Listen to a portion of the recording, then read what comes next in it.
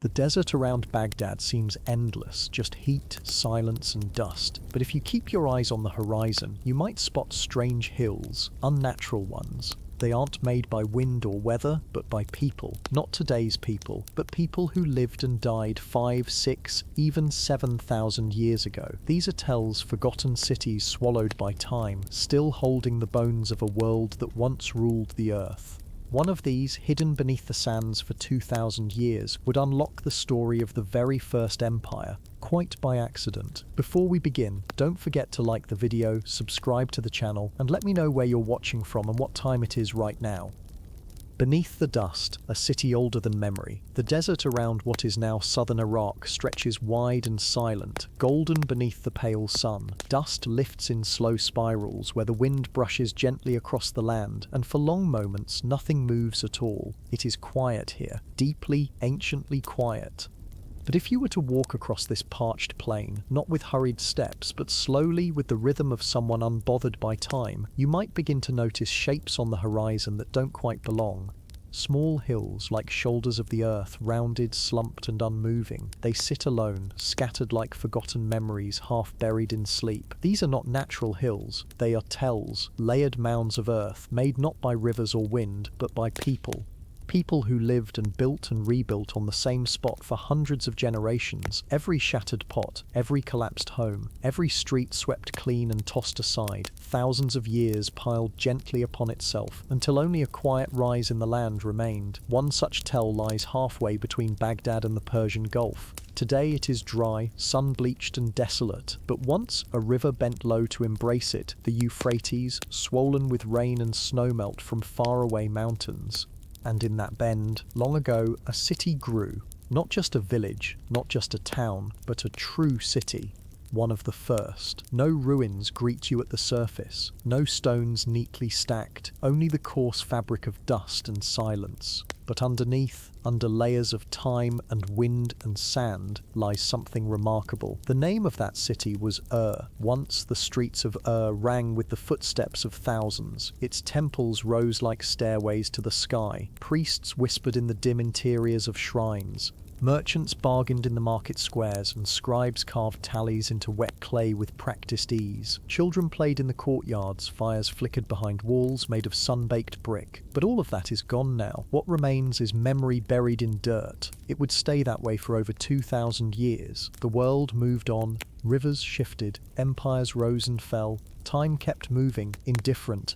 Was forgotten, like a dream too faint to remember by morning. Then, in the 1800s, small objects began to appear in the markets of nearby towns. Seals, beads, bits of carved stone with strange markings, rows of wedges pressed into clay, cuneiform, the language of a world long lost. At first, no one knew what the symbols meant, but slowly, painstakingly, a new discipline emerged, Assyriology. Scholars worked by lamplight, matching signs, deciphering one mark at a time, and the language began to speak again. Among the names uncovered was that of a city mentioned in ancient texts, even in the Bible, the birthplace, some said, of Abraham, who would later leave that place and walk into legend, and so the eyes of archaeologists turned toward the mounds near the town of Nazidria.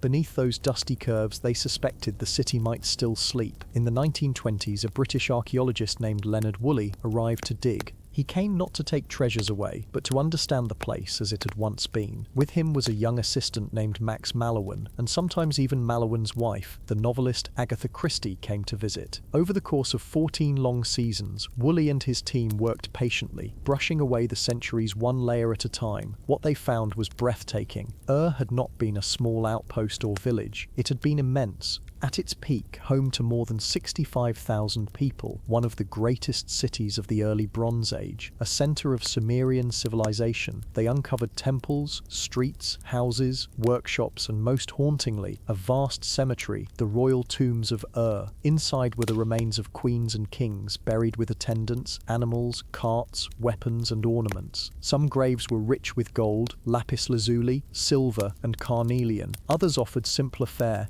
but all whispered the same truth. This city had once been a beacon, Among the most famous burials was that of Queen Puabi, whose body had been adorned with a towering headdress made of golden leaves and flowers. Her tomb had been sealed for more than 4,000 years, untouched. The silence of was filled again, not with noise but with knowledge. As tablets were read and translated, a picture of life in Sumer began to emerge. This was no forgotten backwater. This was the birthplace of cities, of writing, of administration and trade, the skeleton beneath our modern world. The people of wrote things down. They listed their debts, their crops, their gods. They told stories of heroes and floods, of angry gods and clever men. They invented systems, mathematical, astronomical, political. They tracked time. They measured land. They governed. And yet the people who built all this vanished. Their language, Sumerian, is a language isolate with no known relatives. It appeared fully formed by 100 BCE. Then it faded away, slowly, absorbed into other tongues. But before they were forgotten, the Sumerians left behind the blueprint of civilization itself. Cities with temples at the center, governments run by priest kings, surpluses stored and redistributed, laws written down. It all began here.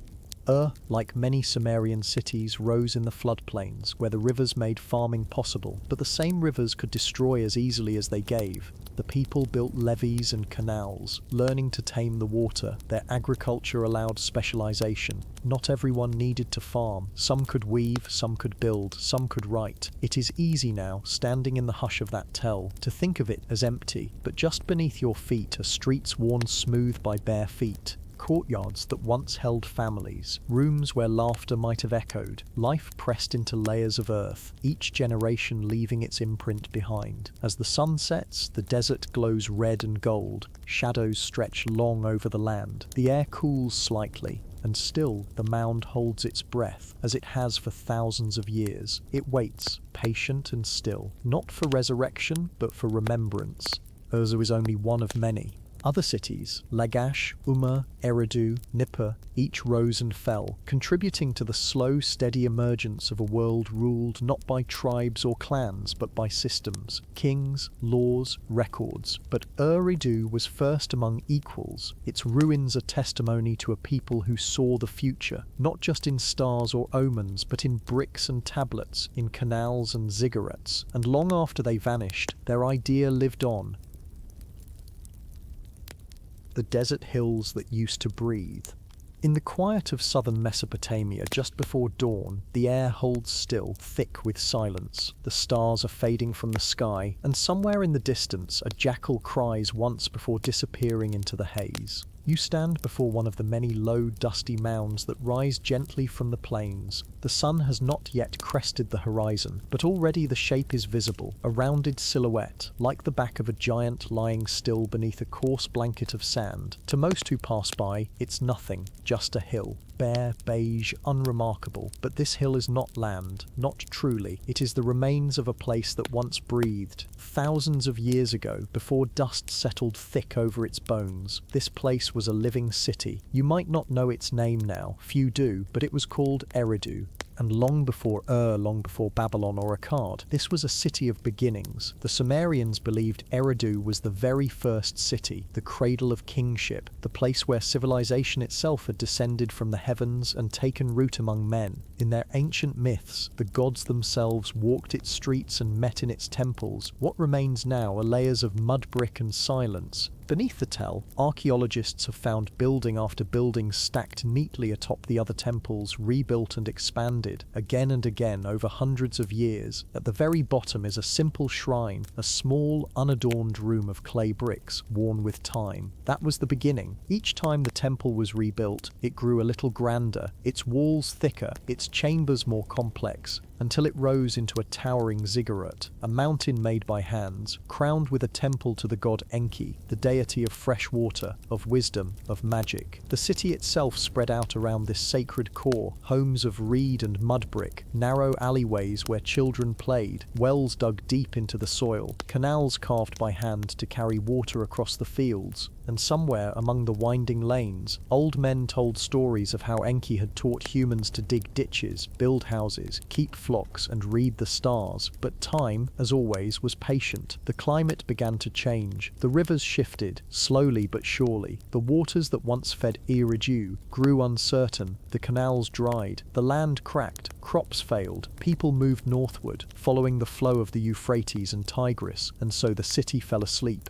As they left, the people did not bury Eridu in ritual or farewell. They simply let it drift back into the earth. Walls collapsed, roofs caved in. The temple, once rebuilt with each new king, was left alone to crumble, and then it was forgotten. But the Sumerians remembered in story what they had lost in soil. In their tales, Eridu remained sacred, always the first city, the original flame. Even as new cities rose, Uruk, Nippur, Kish, none could truly take its place.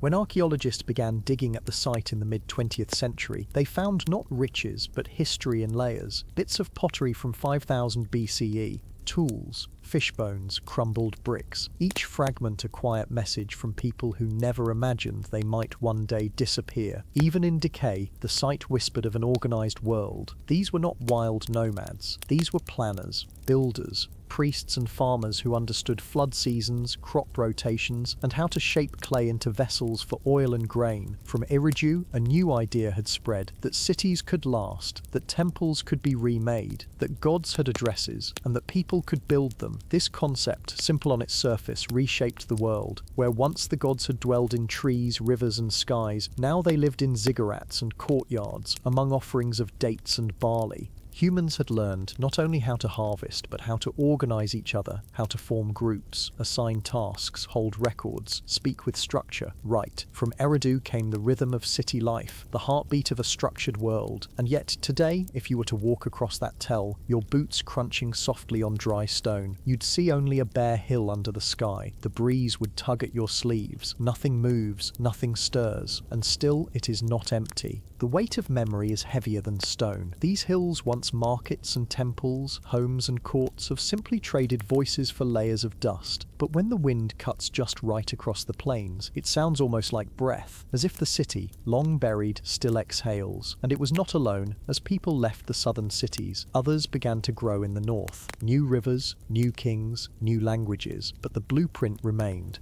The cities of Sumer, Eridu, Uruk, Uru passed on their legacy like a secret told from mouth to mouth, a code buried not in genes but in architecture, in record-keeping, in myth. And so, from these hills that once breathed, the idea of civilization travelled onward, carried by merchants, migrants, soldiers and scribes, not as a great flood or explosion, but as something quieter, slower, the way water moves beneath the sand, carving paths no one sees until the land begins to bloom again. In time, a people from the north would rise, the Akkadians, speaking a language no Sumerian had heard before, and from them something new would emerge, something sharper, more forceful, an empire. But that is for later. For now, the desert holds its breath, the stars vanish with the morning, the air begins to warm, and beneath the dust, the ruins of Eridu still lie, layered with memory, listening perhaps for the next footstep. The whisper of cuneiform and the men who decoded it. The sun rises slowly over the flat plains of Mesopotamia, casting a pale golden light on fields once tilled by hands long gone. Among these ancient lands lies a secret, one that still hums quietly beneath layers of clay tablets, dust and forgotten libraries. It is the whisper of cuneiform, long before alphabets stretched across the world, before the Greeks and Romans carved letters into stone. The people of Sumer created a new way to speak, not with voices or drums or pictures alone, but with marks pressed into soft clay, symbols that could hold words, numbers, stories and laws. This was the dawn of writing, and it changed everything. Cuneiform began as simple marks, little wedges made with a reed stylus on wet clay. At first, it was just a way to count goods, how many sheep, how many jars of oil, how much grain had been stored or traded. But slowly, these marks grew more complex, more capable. They told stories, recorded kings' deeds, and preserved ancient prayers. Imagine the first scribes sitting cross-legged on the cool mud floor, fingers stained with clay, their minds tracing signs that no one before them had ever read. To them, these wedge-shaped impressions were magic keys to eternity, because once pressed and dried in the sun or baked in ovens, these tablets became immortal. They could be sent across cities, handed down through generations, or buried with kings in their tombs. The silent language of cuneiform was a bridge from one human mind to another, across time. Yet for centuries, the meaning of these tablets was lost. Time buried the knowledge as surely as the desert buried the cities. The signs, once clear and sharp, turned into mysterious scratches. No one living could decipher their message. It was not until the 19th century, with the painstaking work of scholars and explorers, that the whispers were heard again. Men like Henry Rawlinson, who climbed the cliffs of Behistun in modern-day Iran, painstakingly copied inscriptions carved into stone walls. The Behistun inscription was like the Rosetta Stone of Mesopotamia, unlocking the code of cuneiform for the modern world. Through patient comparison of languages, Old Persian, Elamite and Akkadian, scholars chipped away at the silence. They discovered that cuneiform was not one language but many, used over millennia by different peoples: Sumerians, Akkadians, Babylonians, Assyrians. It was the key to understanding ancient law codes, the Code of Hammurabi for example, that still echoes the ideas of justice and order. It was how we know the tales of Gilgamesh, the world's oldest epic poem, with its heroes and gods, its search for immortality, and its quiet reflections on loss and friendship. More than just words, these tablets hold the pulse of human life, contracts sealed with signatures, recipes for beer and bread, school exercises where children learnt to write, and lists of workers building the great ziggurats. As you imagine the first scribes, you can almost hear the faint scratching of stylus on clay, the soft murmur of students repeating signs, the crackling of fires that baked the tablets into permanence. And in those echoes, a civilization speaks again, inviting you to listen closely, to hear the quiet stories buried beneath the dust. Digging through silence, Woolley and the city of Ur. The desert wind blows softly across the ruins of Ur, a city long swallowed by sand and silence. For centuries, this place was forgotten, its stones crumbled, its streets empty, its stories buried beneath the earth. But beneath that quiet desert floor, something extraordinary waited to be uncovered. In the 1920s, a determined man named Leonard Woolley arrived with his team, ready to listen to the whispers of Ur. Woolley was not just an archaeologist, he was a patient dreamer, someone who understood that the past does not reveal itself all at once. It speaks slowly, through dust, broken pottery and shattered walls. The city of Ur was once a jewel of Sumer, alive with markets, temples and the busy steps of thousands of people. It was home to priests, merchants, farmers and kings, and in Woolley's careful hands the city began to breathe again. With each spade of earth lifted, secrets surfaced. Woolley's team uncovered streets paved with mud bricks, walls decorated with mosaics of shells and lapis lazuli, and towering ziggurats reaching toward the sky, ancient skyscrapers of stone. But perhaps the greatest discovery was the royal cemetery, a silent city beneath the city, where kings and queens had been laid to rest nearly 5,000 years ago. Inside these graves lay treasures unlike anything the modern world had seen: gold masks, intricately carved jewelry, musical instruments and delicate cups. Among the most famous was the tomb of Queen Puabi, a woman of great power and mystery. Her burial chamber was untouched, a time capsule of royal wealth and ceremony. Woolley carefully documented every artifact, knowing that each piece was a thread in a story lost to time.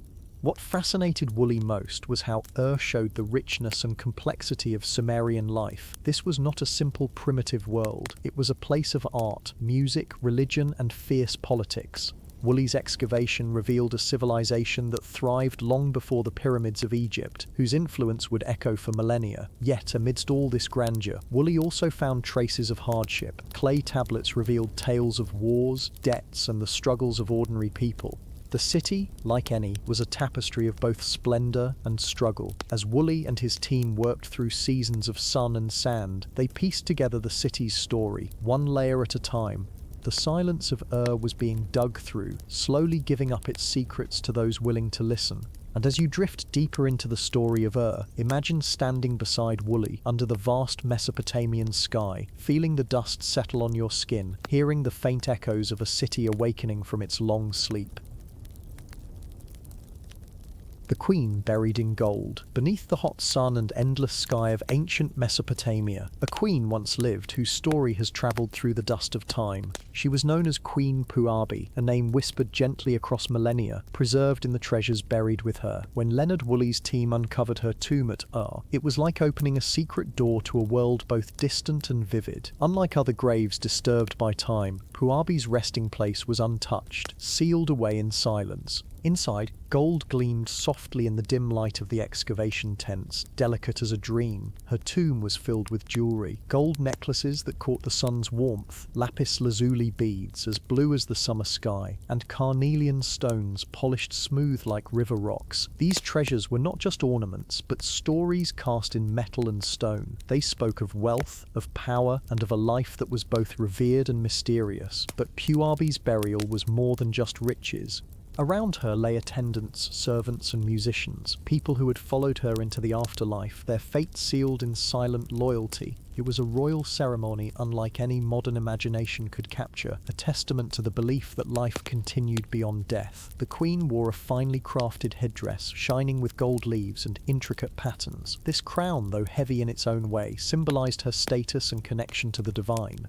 To the Sumerians, their rulers were not just leaders, they were bridges between the earth and the gods. As you imagine the stillness of that tomb, feel the weight of history resting there, the quiet dignity of a queen whose story survived thousands of years. Puabi's treasures remind us that even in the distant past, humans sought beauty, meaning, and a place in the endless flow of time. And as you listen, the soft shimmer of gold invites you to sink deeper into the calm of the ancient world, where every glint holds a secret, every artifact a story waiting to be told. Ziggurats, gods, and mud-brick dreams. High above the vast Mesopotamian plains, where the sky stretches endlessly and the air carries the faint scent of dust and ancient earth, rise the mighty ziggurats. These towering structures made from sun-baked mud-brick look almost like mountains shaped by human hands, stepped pyramids reaching upward, touching both earth and sky. Imagine a time when the city was alive with the hum of daily life. Farmers tending their fields, merchants setting out their wares, children running along the narrow streets. Yet standing apart from all this bustle, the ziggurat commanded attention, a sacred place, a bridge to the gods. The people of Sumer believed these massive temples were the homes of their gods on earth. Each city had its own patron deity, a powerful spirit who protected the people, governed the land, and ensured the rivers flowed with life-giving water.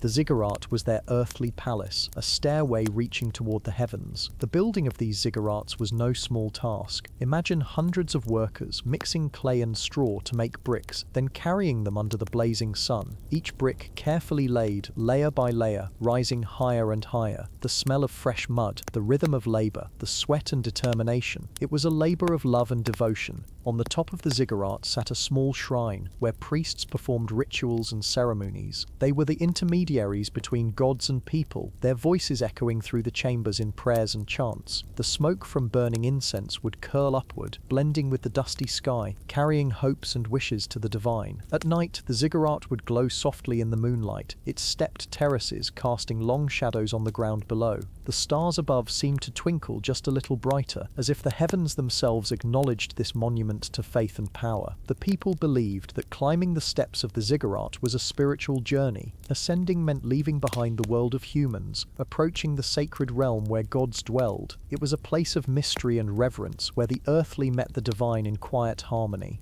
Nearby, the city's bustling markets and humble homes made of the same mud brick stood in contrast. Life here was grounded, filled with the ordinary rhythms of work, family and community. But the ziggurat was a reminder of something greater, a dream built from earth, reaching for the infinite. As you imagine the ziggurat, picture the hands that built it, the people who lived beneath its shadow, and the gods whose presence filled the air. Feel the calm strength of those ancient walls, the slow patience of centuries resting in their form, and as your mind drifts through this ancient cityscape, notice the soft crunch of footsteps on sun-warmed earth, the gentle murmur of distant prayers, and the endless sky stretching out beyond it all, a perfect place to rest and dream. How Sumer learned to count the grain. In the quiet fields of ancient Sumer, the gentle rustle of grain swaying in the breeze was a sound as familiar as the rising sun. These golden waves of barley and wheat were the lifeblood of the people, nourishing families and fueling the city's growth. But as the harvests grew larger and the cities more complex, a new challenge emerged: how to keep track of it all. Imagine a world before numbers as we know them, before calculators or spreadsheets. The farmers, merchants and scribes of Sumer needed a way to count their grain, to measure what they owned, and to trade fairly with their neighbours. Without a system, the wealth of the city could slip away like sand through fingers. From this necessity grew one of humanity's most remarkable inventions, a system of counting and writing that began as simple marks on clay. Picture a young scribe, sitting patiently in the shade, a sharp reed stylus in hand, pressing tiny symbols into soft clay tablets. Each mark represented a quantity, a kind of ancient bookkeeping. At first, these symbols were straightforward, simple lines or circles to count the bags of grain or jars of oil stored in the city's granaries. But over time, the system grew more sophisticated, shaped by the needs of the people and the complexity of their economy. Sumerians used a base 60 system, something quite different from our modern base 10 counting. This might seem puzzling, but it worked perfectly for them, allowing easy division and trade. In fact, traces of this ancient system still influence us today. Think about how we measure time in 60 seconds and 60 minutes. That's a legacy from Sumer. But this wasn't just about counting, it was about trust and order. When a farmer delivered grain to the city's storehouse, a scribe would record the amount carefully, ensuring the ledger was accurate. These records mattered because they kept the peace between neighbours, assured fair taxation, and helped the rulers govern. The invention of writing itself was born from this need to count and record. The earliest cuneiform signs were not stories or poems, but practical notes about commerce and supplies. Over the centuries, these simple tokens evolved into a full writing system capable of expressing the grand myths, laws, and histories of the Sumerian people.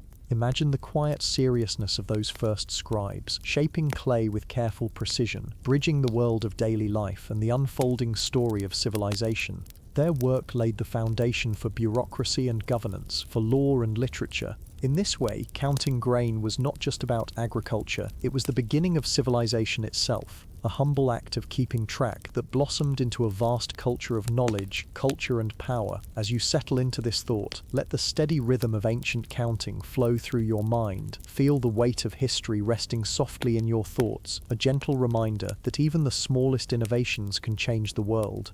And so, from the golden fields to the soft clay tablets, Sumer's story of counting grain unfolds quietly, patiently, like the slow turning of the seasons, each moment a step closer to understanding, each mark a step towards civilization's dawn.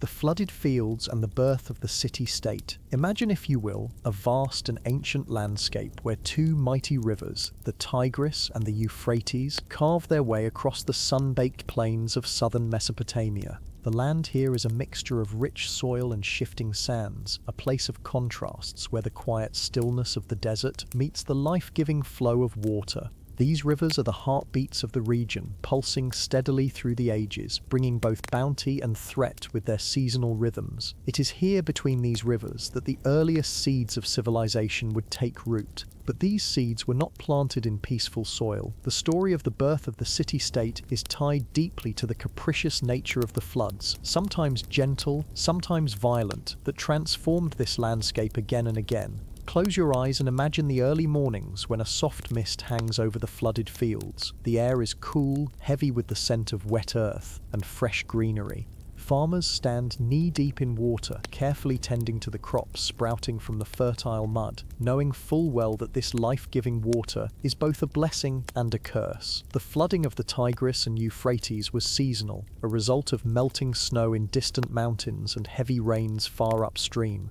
Every year, the rivers would swell, spilling over their banks and spreading a layer of rich, dark silt across the land. This silt was the key to the region's fertility, nourishing the soil and allowing crops to grow in abundance. But the timing and extent of the floods were unpredictable, and the destruction they could bring was immense. For thousands of years, the people of this region lived in scattered villages and small farming communities, forever adapting to the whims of the rivers. Sometimes the floods would fail, and drought would threaten their survival. Other times, the waters would rise too high, sweeping away homes, livestock, and fields. The struggle to manage these waters was at the heart of early Mesopotamian life. Communities built simple dikes, canals, and irrigation channels to control and direct the flow, harnessing the floods to their advantage. It was a slow and painstaking process, one that required cooperation and planning beyond the immediate family or village. Gradually, as the canals expanded and the fields grew larger, the need for organized leadership emerged. Someone had to coordinate the digging of canals, the repair of dikes, and the allocation of water during dry seasons.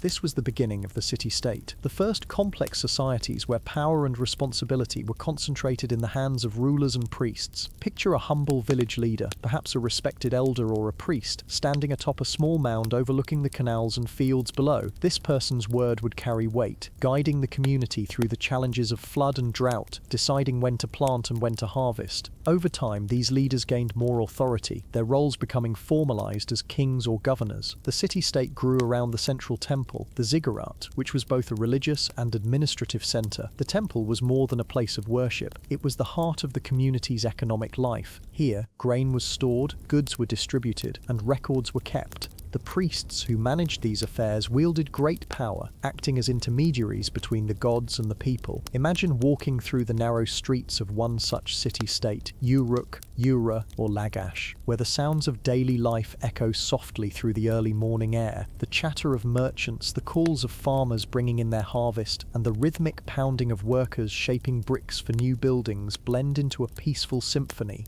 At the same time, the city's walls stand tall and strong, a symbol of security against both natural and human threats. These walls are a reminder that while the city-states depended on the rivers for life, they also needed protection from rival communities competing for water and land. The relationship between the people and the rivers is complex and spiritual. The floods, with their unpredictable nature, were seen as acts of the gods, both benevolent and wrathful. Stories and myths developed to explain the cycles of water and fertility, weaving a tapestry of belief that reinforced the city-state's social order. One such myth might tell of a great god who controls the waters, blessing the land with fertility but punishing those who fail to honor him with drought and famine. The priests would perform rituals and offer sacrifices to appease this deity, hoping to ensure the steady flow of water and a prosperous harvest. As the city-states grew richer, so too did their culture. Art, writing, and law began to take shape, reflecting the complexity of life along the flooded fields. Writing, first developed for record-keeping, soon told stories of kings, gods, and heroic deeds. Laws were inscribed to maintain order among the growing populations, regulating trade, marriage, and justice. But life was never easy.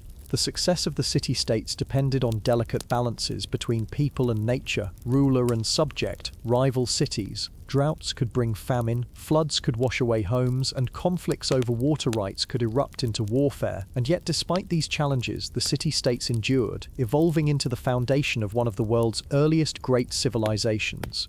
So as you listen and drift deeper, imagine the soft rippling of the floodwaters, the muddy fields ready to burst with life, and the quiet determination of the people who built their homes on this shifting land. Feel the pulse of the rivers, slow and steady, shaping a world where cities were born out of the flood. And in this quiet moment, let the ancient story of the flooded fields and the birth of the city-state settle gently in your mind, a soothing reminder of resilience, adaptation, and the dawn of human society.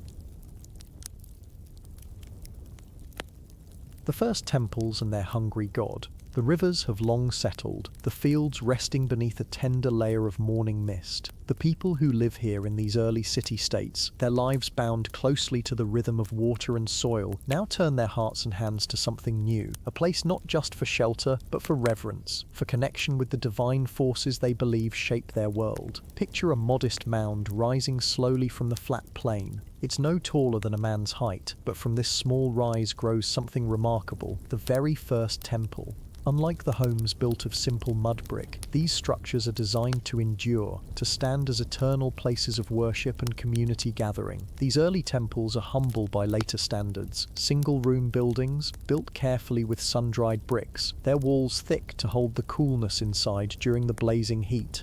At the center, an altar stands ready, awaiting the offerings of grain, oil, and precious gifts from the people. Imagine the soft crackle of fire as a priest lights a small flame, the smoke rising upward in slow, curling wisps. The temple is quiet, filled with a sacred stillness that sets it apart from the bustle of daily life. It is here that the community comes together, seeking favor and protection from the gods, whose names and stories are still being whispered into existence. The gods of this early age are not distant or abstract, but deeply hungry. Hungry for devotion, for offerings, for acknowledgement. They demand care and attention, for in their favor lies the promise of fertile fields, good harvests, and safety from the unpredictable floods. Among these gods, one stands out, the god Enlil, the mighty lord of wind and storm, the force that can both nourish the land with rain and unleash destruction in fierce tempests.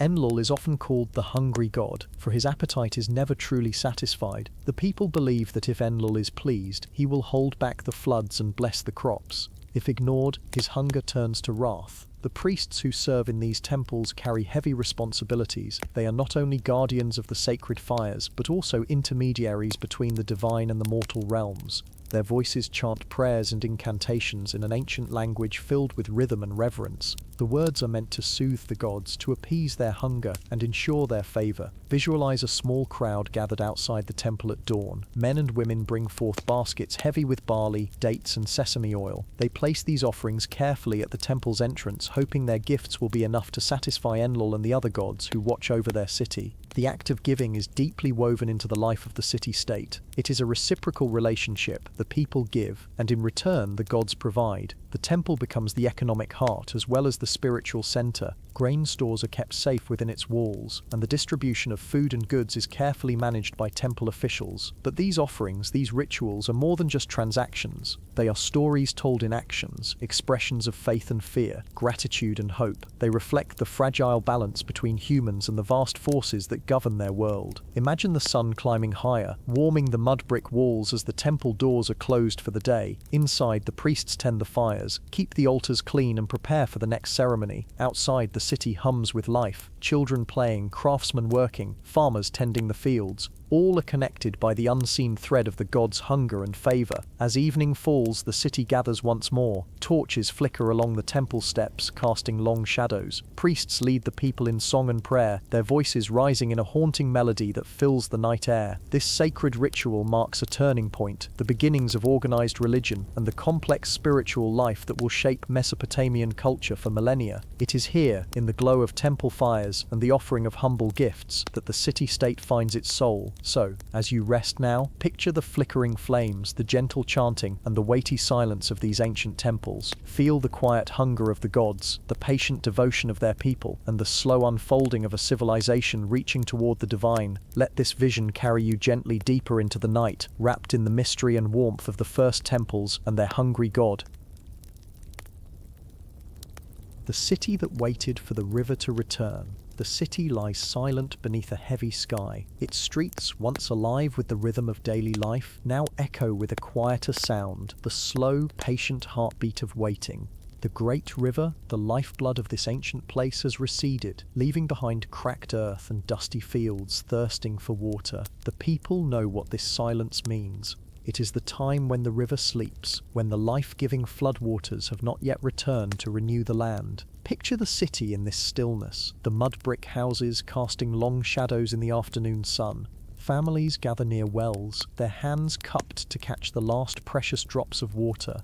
Children sit quietly, their games paused as they listen to the stories of the elders, stories that carry the memory of floods past and hopes for floods yet to come. This waiting is not just the absence of the river, but a test of endurance, patience, and faith. The city, perched on the edge of a vast floodplain, is bound tightly to the unpredictable cycle of water and drought. The river, the mighty Euphrates, flows through the land with a will of its own, sometimes generous, sometimes cruel. Imagine the farmers walking the barren fields, their eyes searching the horizon for a sign, a glimmer of moisture in the cracked earth. Their hands sift through dry soil, hoping to find remnants of seeds waiting to sprout once the water returns. They whisper prayers to the gods, asking for mercy, for the river to awaken and bless their fields again. The city's walls, built to protect against invaders, now guard against a different threat, the creeping despair of waiting. People move quietly through the streets, their voices low, their movements deliberate. Every drop of water is treasured, every grain of stored grain rationed carefully. Inside the homes, mothers prepare simple meals, stretching the little food they have left. The scent of roasted barley and dried dates fills the air, mingling with the dusty breeze that drifts through open windows. The city's markets are sparse, the usual vibrant hum replaced by hushed conversations and careful exchanges. At the heart of the city, the temple stands as a beacon of hope. The priests tend the sacred fires, offering incense and prayers to the gods, imploring them to bring the river back. The temple's great doors remain open, a symbol of invitation to the divine forces that govern water and life. Visualize the priests in their flowing robes, their faces calm but filled with quiet urgency. They chant ancient hymns, their voices weaving through the temple's stone columns like a gentle wind.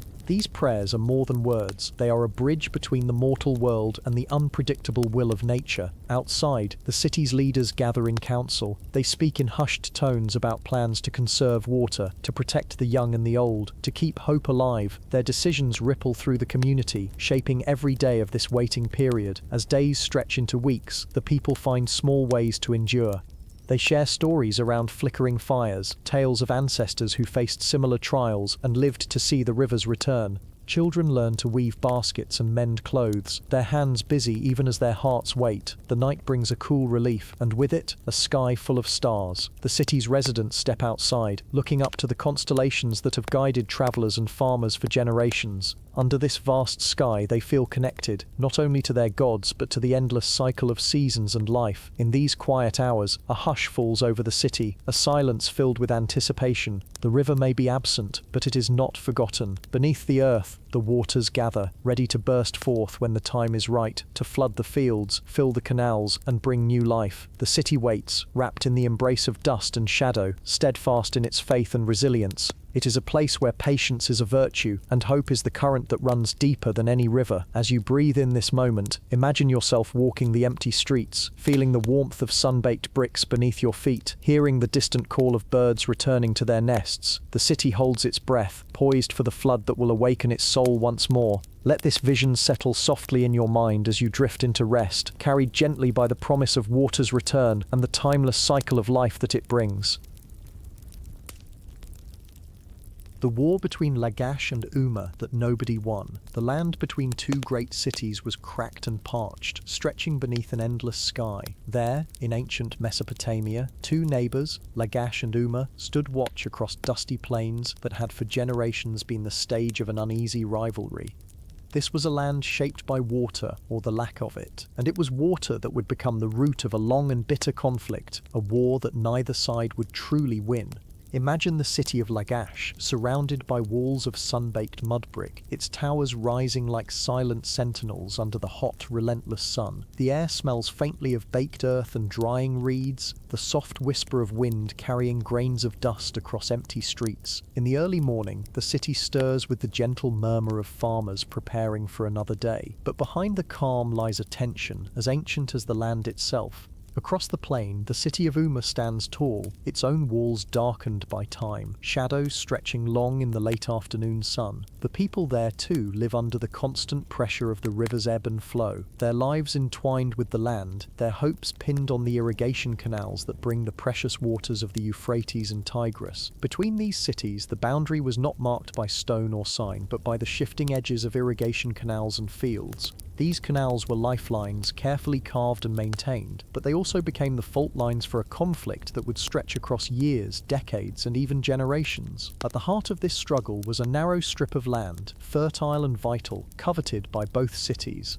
The farmers of Lagash planted their barley and wheat here, watching anxiously for the first signs of the floodwaters. Meanwhile, Umma's farmers sought to claim the same earth, arguing that ancient agreements had been broken, that the rightful ownership had shifted. This disagreement simmered like the midday sun, growing hotter with each season. Trade caravans passed cautiously, merchants whispering of skirmishes and broken promises. The priests of both cities looked to the heavens and the waters, seeking divine favor, hoping their gods would grant victory. Visualize the moment when these tensions finally spilled over into war, the quiet of dawn shattered by the sound of drums, the low hum of voices growing louder as warriors gathered. clad in linen and leather, armed with spears and shields. The soldiers marched along dusty paths, their feet raising small clouds of sand that drifted lazily in the morning light. In Lagash, the city's elders and generals meet in a shadowed hall, their faces grave beneath heavy brows. Maps of canals and fields lie spread before them, the fragile boundary lines marked with charcoal. Their voices are steady but tense, weighing the cost of battle against the desperate need to defend their lands. The Uma warriors prepare as well, the clang of metal on metal ringing softly as armor is adjusted. Their commanders issue commands in low tones, their words carrying the weight of years of conflict. For these men and women, the fight is personal, a defense of their families, their homes and their future. The battlefield itself is a dusty plain dotted with reeds and patches of dry grass. As the two armies meet, the air thickens with the scent of sweat and leather, the sound of raised voices and clashing weapons. The sun beats down relentlessly, turning the dust into a swirling haze that softens the edges of the chaos. But this war is unlike those of sudden glory or clear victory. Instead, it is a slow, grinding conflict, a series of skirmishes and standoffs, raids and counter-raids. Each side takes ground only to lose it again. Each battle ends with no clear winner, only more fatigue and loss. Imagine the weary soldiers resting beside small fires under a star-filled sky, the crackle of flames mingling with quiet murmurs of hope and fear. They tend to wounds with water so scarce it is a treasure, share meager rations, and listen to the distant call of night birds.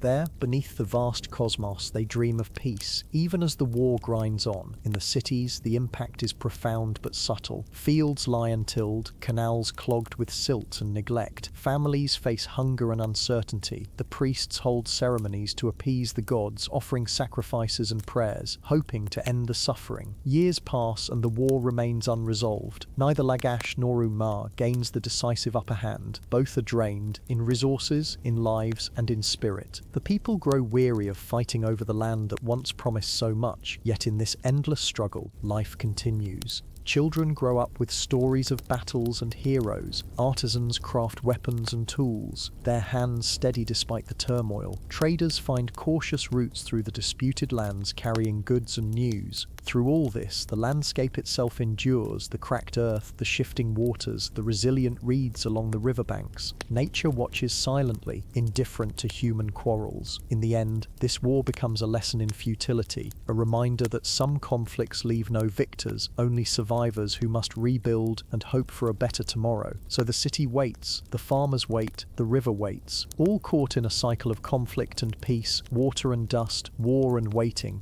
And as you rest now, imagine the sun setting over the plains of Lagash and Uma, the dust settling softly, the night breeze cool and gentle. Feel the steady pulse of history beneath your skin, the quiet promise that even the longest wars will fade and the earth will heal again.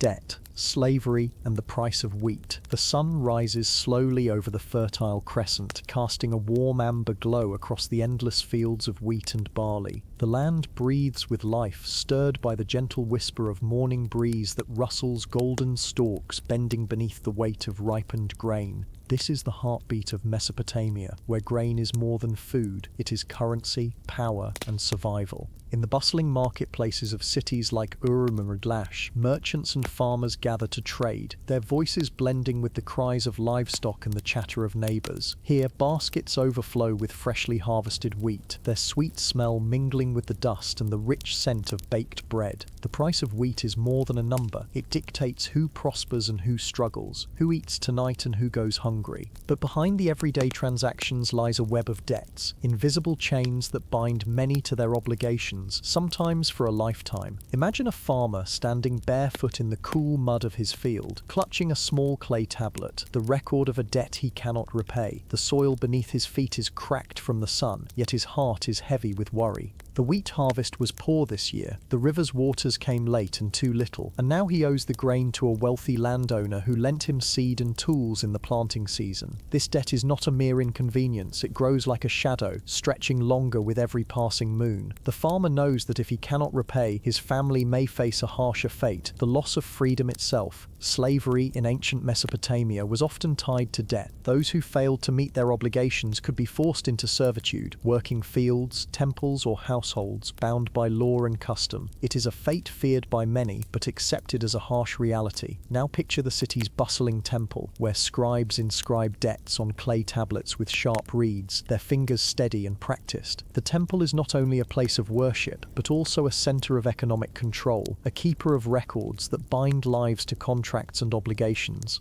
Here, priests and officials oversee the flow of grain, loans, and payments. Their voice is calm but authoritative. Their word is law, and the tablets they inscribe carry the weight of both gods and kings. The price of wheat fluctuates with the seasons and the fortunes of the land. In times of plenty, the grain is plentiful, and debts can be repaid more easily. But when drought strikes or floods wash away fields, scarcity drives prices higher, pushing many deeper into hardship.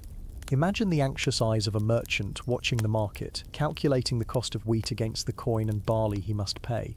A single misstep could mean ruin. Yet, even amid these hardships, moments of humanity flicker like candlelight in the dark. Families share what little they have, neighbors barter and lend help quietly. The laws sometimes offer relief, like the famous debt jubilees, where rulers would forgive debts to ease social tension and restart the cycle of prosperity.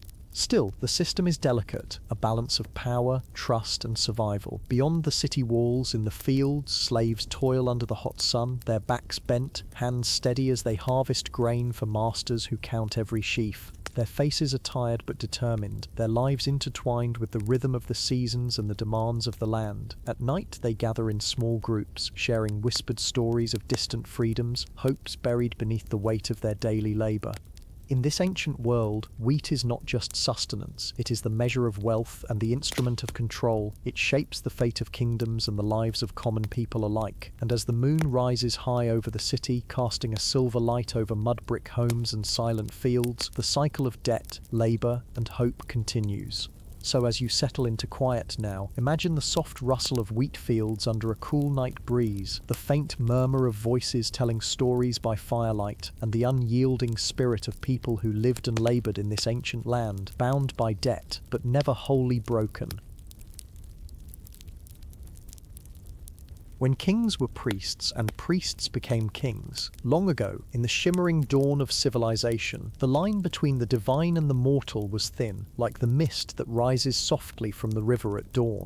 In the ancient cities of Mesopotamia, power did not belong solely to warriors or rulers. It belonged equally to those who spoke for the gods, to the priests whose voices echoed the will of the heavens. Kings were priests and priests became kings. Their roles intertwined in a dance as old as time, shaping the destiny of the earliest cities. Imagine a city waking slowly, the first golden light spilling over the mud-brick walls, casting long shadows that stretch like fingers over the quiet streets. The air is cool, tinged with the scent of baked clay, incense, and fresh bread from early ovens.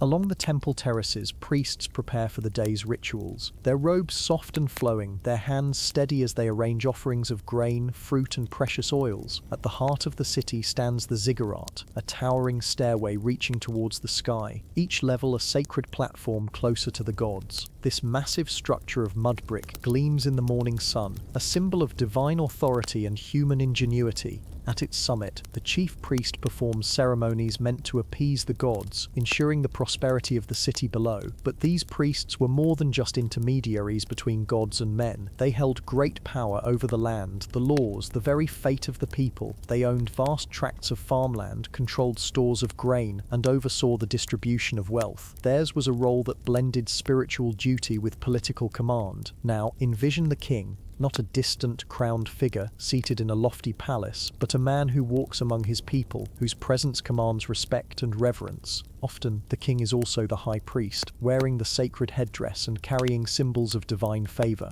In this time, kingship was not simply about conquest or birthright, it was about serving the gods, embodying their will on earth. This melding of sacred and secular power gave rise to a unique kind of leadership. The king-priest was both a shepherd guiding his flock and a divine envoy, charged with maintaining cosmic order, the ancient concept known as me, the laws that governed the heavens and the earth. Picture a scene inside a grand hall, walls adorned with reliefs of gods and kings entwined in eternal embrace. The king-priest sits on a throne carved from cedar wood, his voice calm and deliberate as he presides over council meetings. His advisors are priests and generals alike, discussing matters of war, irrigation, and justice. Every decree issued carries the weight of divine sanction, yet this sacred authority was not always unchallenged. Within the city's shadows, ambitions stirred, priests and nobles jockeyed for influence, and sometimes the balance of power shifted. A high priest might wield more real control than the king, or a strong king might dominate the temple hierarchy to consolidate his rule. In this dynamic world, stories passed from generation to generation tell of rulers who walked the line between mortal and divine. Some kings claimed descent from gods themselves, their blood said to be mingled with the heavens. Others became legends for their wisdom in balancing the needs of the people with the demands of the gods. Feel the slow rhythm of the seasons as temple festivals mark time, grand ceremonies of music, dance, and feasting, where the king-priest leads the people in honoring the gods. The city fills with colors and scents, the fragrance of frankincense, the shimmer of gold and lapis lazuli, the sounds of lyres and drums echoing through stone courtyards. But beyond the grandeur lies a quieter story, the daily life of those who lived in the king-priest's shadow. Farmers who prayed for rain, artisans who crafted idols, scribes who recorded laws and stories on wet clay tablets, all depended on this sacred order for their survival. Imagine the twilight hours when the city grows still and the last flicker of torchlight dances against ancient walls. The king-priest retires to his chambers, the weight of divine responsibility resting on tired shoulders. Outside, the stars emerge, silent witnesses to a world where kings once walked as priests and priests once ruled as kings. As you listen now, feel the steady pulse of history beneath the quiet night, the merging of mortal ambition and divine will, and the fragile balance that shaped the first civilizations. Let the story settle softly, like the dust that blankets forgotten temples, carrying the memory of a time when kings were priests and priests became kings.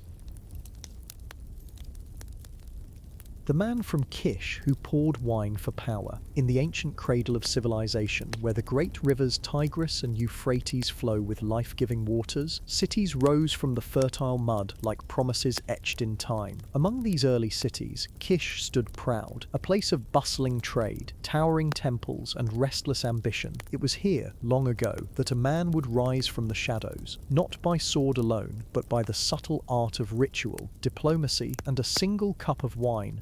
Imagine the dusty streets of Kish as dawn breaks. The city stirs gently, its mud brick houses bathed in soft orange light. Traders prepare their goods, fishermen mend their nets, and priests begin their sacred chants. The air carries the mingled scents of barley bread, fresh dates, and incense burning in the temples. In the great hall of the temple, where the walls are carved with stories of gods and kings, sits a man, calm, watchful, and determined. This is Etana, the man from Kish. His robes are simple but neat, his eyes sharp with purpose. He is no ordinary citizen, but neither is he yet king. Power in Kish is a delicate dance, a weaving of alliances and favors, where force is only one thread among many. It is said that Etana's rise began not with armies or conquests, but with a single act, pouring wine in the sacred temple ceremony. Wine, precious and rare, was not merely a drink, but a symbol of life, fertility, and divine blessing. To pour wine for the gods was to invite their favor, to bind oneself to their will. And so as the priests chanted and incense smoke curled towards the heavens, Etana stepped forward with a golden cup, its contents shimmering like liquid amber. With steady hands he poured the wine into the sacred vessel, an act witnessed by the city's most powerful. It was a gesture both humble and profound, a promise of loyalty, a display of reverence, and a quiet assertion of ambition. As the wine touched the altar, the murmurs among the gathered nobles grew.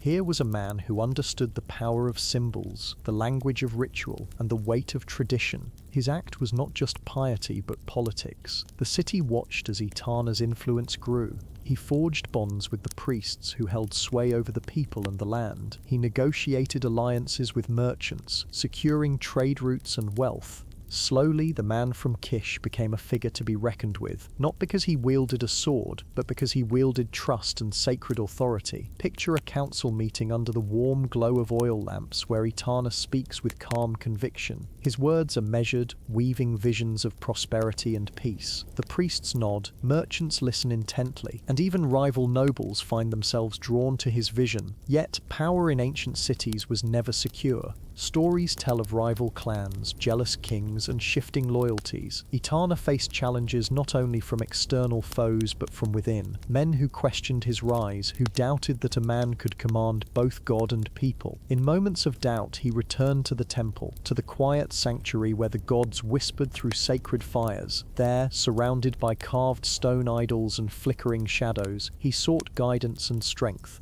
Imagine the solemn ritual, the scent of myrrh heavy in the air, the rhythmic beat of drums echoing in the stillness. Etana lifts a cup once more, pouring wine as an offering to the gods who watch over Kish. This act, repeated in times of trial and triumph, becomes a symbol of his rule, a bond between mortal ambition and divine favor. As years pass, the city flourishes, walls grow higher, markets bustle louder, and temples rise ever grander. Etana's name becomes legend, whispered in stories told by scribes on clay tablets. He is remembered as the man who poured wine for power, who balanced reverence with resolve. But beyond the grand halls and busy streets lies the quiet truth of his reign, that leadership was as much about listening as speaking, about honoring tradition while forging new paths. So, as the sun sets over the ancient city of Kish, painting the sky in hues of purple and gold, imagine the man who once poured wine at the altar, whose steady hands shaped the destiny of a city, and whose legacy flows quietly, like the rivers that gave life to this land. And now, as night deepens and the stars shimmer overhead, let the story settle softly in your mind, a tale of power, ritual, and the subtle ways in which a man from Kish poured wine for a kingdom's future. A baby in a basket on the Euphrates, along the slow, meandering waters of the Euphrates, where reeds whisper secrets to the wind and the river carries stories from distant lands. A small basket drifts quietly, cradled by gentle currents. It is a simple vessel, woven from reeds and bound with strips of palm leaf, holding within it a precious secret, a baby wrapped in soft linen, eyes closed, breathing softly in the warm river air. The sun has just begun its slow descent behind the distant hills, casting a golden glow across the water's surface, shimmering like liquid light. The sounds of the riverbank are calm and steady, the croak of frogs hidden among the reeds, the distant call of a waterbird settling for the night, the faint rustle of palm fronds swaying gently. In this moment, time seems to slow. The basket rocks softly, carried by the gentle flow, a fragile cradle on the endless river. Long ago, in the earliest days of civilization, such stories were not uncommon along the great rivers. Life was often precarious, held together by threads of hope and courage. Sometimes, when danger or despair threatened a family, a child would be sent floating on the river, a gesture of faith in the gods, in fate, and in the kindness of strangers. Imagine the mother, eyes filled with both sorrow and hope, placing her infant into the basket. Her hands are gentle but trembling. She covers the baby with a piece of cloth, scented faintly with wild herbs, a silent prayer on her lips. The river is both protector and unknown, its currents carrying the child toward a future unseen. The basket drifts past tall reeds where dragonflies dance on shimmering wings and turtles bask on sun-warmed stones. Nearby, fishermen prepare their nets, unaware of the small life passing by in the fading light. The river breathes with the rhythm of the land, steady, enduring, patient. Along the banks, ancient cities rest beneath vast skies, places of mud-brick walls and bustling markets, where the lives of thousands intertwine in the daily dance of survival and celebration. Somewhere downstream, the basket will be found, perhaps by a farmer returning from his fields or a shepherd tending to his flock. Picture the moment the basket is discovered. Fingers reaching through the reeds, gentle hands lifting the fragile bundle, a startled gasp, then a quiet determination. The child is taken in, wrapped warmly, and given a new chance to grow amid the fertile plains and shimmering waters. Stories say this child might grow to be a leader, a builder of temples, or a keeper of ancient knowledge. But for now, the river carries only dreams and whispers, flowing silently beneath the fading light. As night falls, the stars emerge, twinkling softly above the river. The moon casts a silver path along the water, guiding the basket's journey through shadow and light. The world is quiet now, the river's song a lullaby to all who listen. And so, beneath the vast sky and beside the endless Euphrates, a baby in a basket begins a story of hope, survival, and the gentle power of the river that carries it forward. Sargon's forgotten city that no one can find. Long ago, in the cradle of civilization where the rivers Tigris and Euphrates wove their winding paths through golden plains, a great empire was born, the Akkadian Empire. At its heart was a man whose name echoes through time, Sargon, the king who rose from humble beginnings to rule a vast land. But among the many stories of his reign, one mystery remains. A city he built, a place once grand and alive, now swallowed by dust and silence, a city no one can find. Imagine the vast Mesopotamian landscape, endless and sunlit, where fertile fields stretch toward distant horizons. The air hums softly with the buzz of cicadas and the gentle rustling of palm fronds. The earth beneath is rich, dark, and full of the memories of countless generations. In this land, Sargon dreamed of a city, a shining jewel of power and culture, a place where gods and kings would walk side by side. He envisioned wide streets paved with baked bricks, towering ziggurats reaching toward the heavens, bustling markets filled with the scents of spices and fresh bread, and great palaces adorned with shimmering mosaics. But time is a quiet thief. The city, once vibrant with life, slowly vanished beneath layers of earth, hidden from the eyes of those who came centuries later. Winds swept across the plains, covering ruins with dust. The rivers shifted course, carrying away the memories of stone walls and carved statues. Scholars and explorers have searched for Sargon's forgotten city for generations. Ancient texts speak of its glory, but no map points to its location. Some say it lies beneath shifting sands, others that it rests beneath modern towns, lost in the tangle of history. Imagine the search, dusty boots tracing ancient pathways, eyes scanning for the faintest sign of walls, broken pottery, or weathered inscriptions. The desert sun beats down relentlessly, and yet hope endures. Every shard of clay, every fragment of cuneiform tablet brings a whisper of the past closer. The mystery of the city is more than just a lost place. It is a symbol of how even the greatest achievements can fade, how empires rise and fall, leaving behind only traces for those who remember to look. And so, as the day gives way to twilight and the stars begin their slow dance across the sky, imagine the forgotten city resting quietly beneath the earth, its stories hidden, waiting patiently for the day when they will once again be told. Akkad rises, quietly and quickly, long before the clamour of empires shook the earth, before great armies marched beneath fluttering standards, and before kings carved their names into stone. There was a quiet moment, a moment when a city began to rise, not with thunder and fanfare, but softly, like dawn creeping over a still landscape.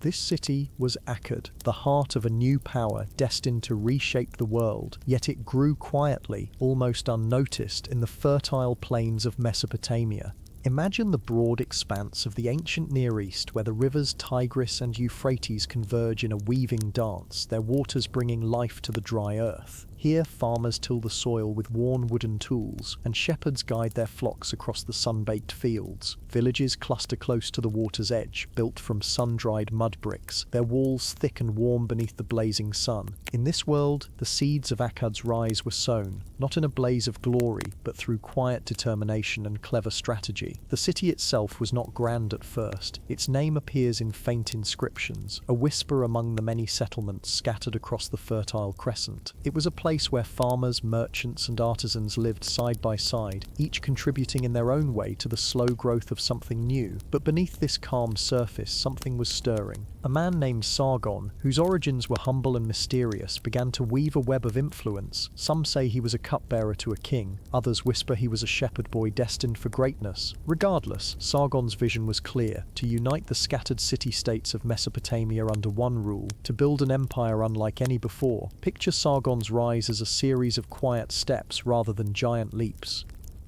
He gathered allies in the bustling markets, earned the loyalty of seasoned soldiers, and formed bonds with priests whose temples held the hearts of the people. His strategy was subtle, forging ties through marriage, trade, and diplomacy, while also commanding respect with a steady hand and sharp mind. As Akkad grew, its streets began to hum with new energy. Traders from distant lands arrived with exotic goods, lapis lazuli from the mountains, fragrant cedarwood from the forests, fine textiles dyed with deep blues and reds. The air filled with the mingling scents of fresh bread baking, roasted meat sizzling over open fires, and incense burning in quiet shrines.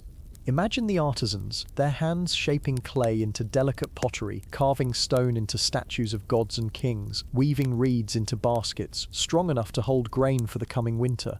These small acts of creation, repeated day after day, built the foundation of Akkad's strength. The city's architecture began to change too. Mud brick houses gave way to larger, more complex structures. Walls rose higher to protect against invaders and floods. The ziggurat, a stepped tower reaching toward the sky, became a symbol of the city's growing ambition and spiritual devotion. Its terraces caught the sun's light at dawn and twilight, casting long shadows that stretched across the plains. But Akkad's rise was not just physical, it was also political and cultural. Sargon established a system of governance that reached far beyond the city's walls. Governors loyal to him were appointed in distant towns, ensuring the flow of tribute, goods, and soldiers. The Akkadian language began to spread, blending with the older Sumerian to create a rich cultural tapestry. Picture the scribes, sitting in quiet rooms illuminated by flickering oil lamps, pressing their styluses into soft clay tablets. They recorded laws, trade agreements, and epic tales, preserving the life of the empire for generations yet to come. Through their work, Akkad's legacy would endure long after its physical presence faded. The city also embraced new technologies. Irrigation systems grew more complex, channeling the life-giving waters of the rivers into ever more fertile fields. Bronze tools replaced stone, making farming and warfare more efficient. The wheel, first invented elsewhere, became widespread, pulling carts laden with grain, pottery, and trade goods along dusty roads. Yet even as Akkad rose, challenges loomed on the horizon. Rival city-states jealously guarded their independence. The rivers, unpredictable and sometimes violent, threatened to flood fields and homes. The desert winds could swallow entire caravans if caution faltered. But through these trials, the people of Akkad endured, their resilience woven into the very fabric of the city. Imagine a day in Akkad's early years. The sun climbs slowly, casting a warm glow over bustling streets. Farmers bring fresh produce to the market. Children play beneath the shade of date palms. Priests light candles in temples. Somewhere, Sargon rides slowly on a horse, observing his city with a quiet pride, knowing that the empire he dreamed of is growing, quietly but swiftly, and as night falls, the city does not sleep. Lanterns flicker in homes and workshops. The river murmurs softly, a constant companion. The stars wheel overhead, silent witnesses to the birth of something new, an empire that, like the gentle river, would shape the land and its people for centuries to come. Akkad's rise was not sudden or loud, but a steady unfolding, a story of vision, resilience, and quiet power. It reminds us that sometimes the greatest transformations begin in the softest moments, beneath the dust of everyday life, carried forward by the patient hands of those who dare to dream. The languages that melted into one, in the heart of ancient Mesopotamia, where rivers twisted and turned like shimmering snakes through sun-baked plains, something extraordinary was quietly taking shape. It was not the rise of armies or the laying of bricks, but a far subtler transformation, the weaving together of words, sounds, and meanings, a fusion of languages that would become the very voice of an empire.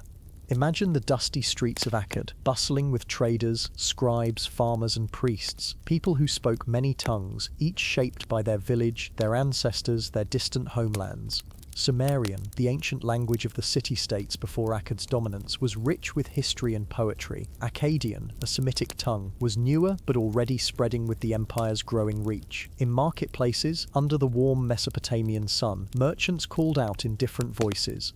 A Sumerian farmer bartered with an Akkadian trader. Nearby, a woman whispered prayers in the tongue of her ancestors while her child repeated the new words learned from neighbors. The languages mingled like rivers converging into one great flow. This mingling was more than casual chatter, it was a necessity. For an empire as vast as Akkad, stretching from the Fertile Crescent toward distant lands, communication was the thread that held the fabric of society together.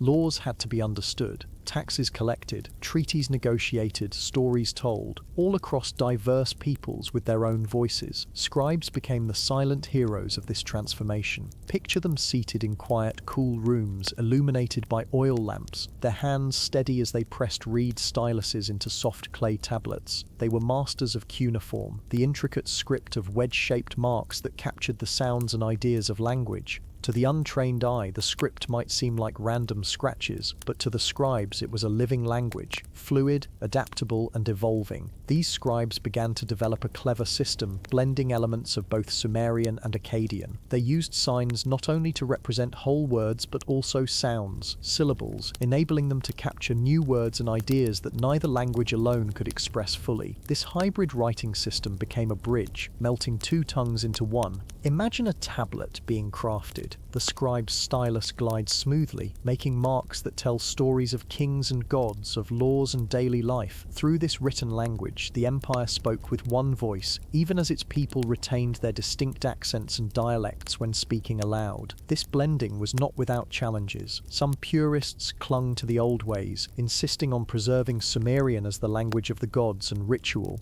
Others embraced Akkadians' practicality, seeing it as the language of power and administration. But over time, the boundaries blurred. Schools taught both languages side by side. Temples and courts used them interchangeably. The result was a rich linguistic tapestry that reflected the empire's diversity and unity. Beyond the scribes, the languages affected everyday life. Imagine a traveller moving through towns, hearing songs sung in Sumerian, prayers uttered in Akkadian, and casual conversations blending both. Festivals echoed with chants that mixed ancient hymns and new phrases, binding communities together through shared words. This linguistic fusion also allowed for the preservation and transmission of knowledge. Epic tales like the story of Gilgamesh were recorded and retold, evolving with the language as new generations heard them. Laws carved into stone tablets reached farther and lasted longer because they were written in a language understood by many. Yet the melting of languages was more than practical. It was a symbol of the empire itself, a blending of peoples, cultures, and traditions. Just as the rivers nourished the land, the mixing of words nourished the spirit of Akkad, creating a shared identity that transcended old divisions. Imagine the soft murmur of voices in a crowded hall. As elders debate the meaning of a word, scribes translate a message from a distant province, and children learn their first phrases in this new blended tongue. It was a living language, growing and changing with the needs and dreams of the people. And in the quiet moments beneath the flickering light of a lamp, a scribe might pause to consider the power of words, how they could build bridges between strangers, settle disputes, honor the gods, and preserve memory long after the speakers were gone. This was the legacy of the languages that melted into one, not just a tool of administration, but a living, breathing voice of an empire, soft yet strong, ancient yet new, a whispered bond that connected hearts and minds across time and space. Sargon takes the south, the fall of Uruk. In the shifting sands and fertile plains of ancient Mesopotamia, the power balance was about to change forever. A new force was rising, one whose name would echo across the ages, Sargon of Akkad. His ambition was vast, his vision clear to unite the fractured city-states under one crown, one rule. Among the greatest challenges on his path lay the proud city of Uruk, a jewel of the south, ancient and mighty, whose walls had witnessed centuries of kings and gods. Picture the city of Uruk in its prime, massive mud brick walls crowned with battlements, towers rising like sentinels against the sky. The streets teemed with life, farmers bringing fresh barley to the markets, priests chanting hymns to Inanna, the goddess of love and war, artisans crafting intricate jewelry and pottery. The scent of baked bread mingled with the earthy aroma of the nearby Euphrates while children chased each other through narrow alleys. But beyond the lively daily rhythms there was tension. Rumors swirled like dust devils. A man from the north, Sargon, was gathering strength. His armies moved with purpose, wielding weapons forged with skill and strategy honed through countless battles. His rise threatened the independence of every southern city-state, and Uruk, proud and ancient, would not bow easily. Sargon's campaign was not merely a march of soldiers, it was a calculated push for unity, fueled by vision and resolve. He understood that to rule Mesopotamia, he had to break the power of Uruk and its allies to silence their kings and priests who still held sway over the minds of their people.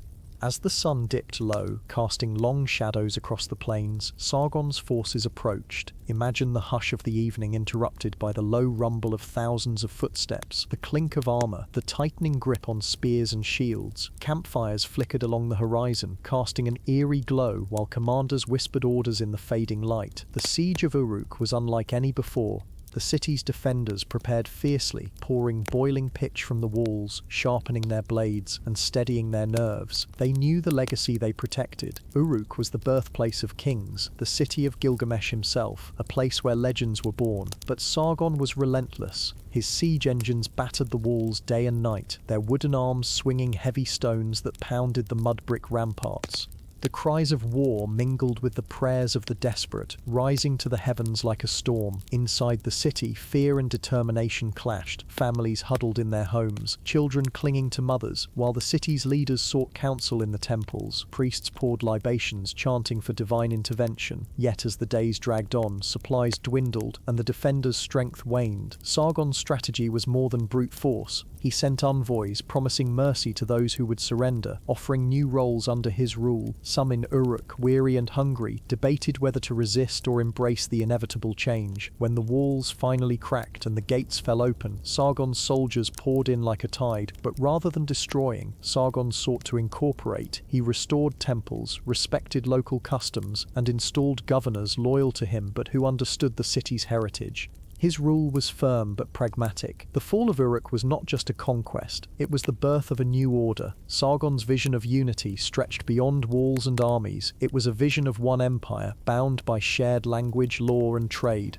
The city that once stood alone now became a vital jewel in a crown that spanned the land between the Tigris and Euphrates. Imagine, years later, standing amid the streets of Uruk, now quiet and peaceful under Sargon's rule. The markets bustle again, but with goods and traders from faraway lands. The temples echo with prayers not just to Inanna, but to the gods of Akkad as well. Children learn stories of Sargon, the great king who forged an empire from dust and dreams. The fall of Uruk marked the beginning of an age that would shape civilizations for millennia, a testament to the power of vision, determination, and the quiet strength that lies in unity.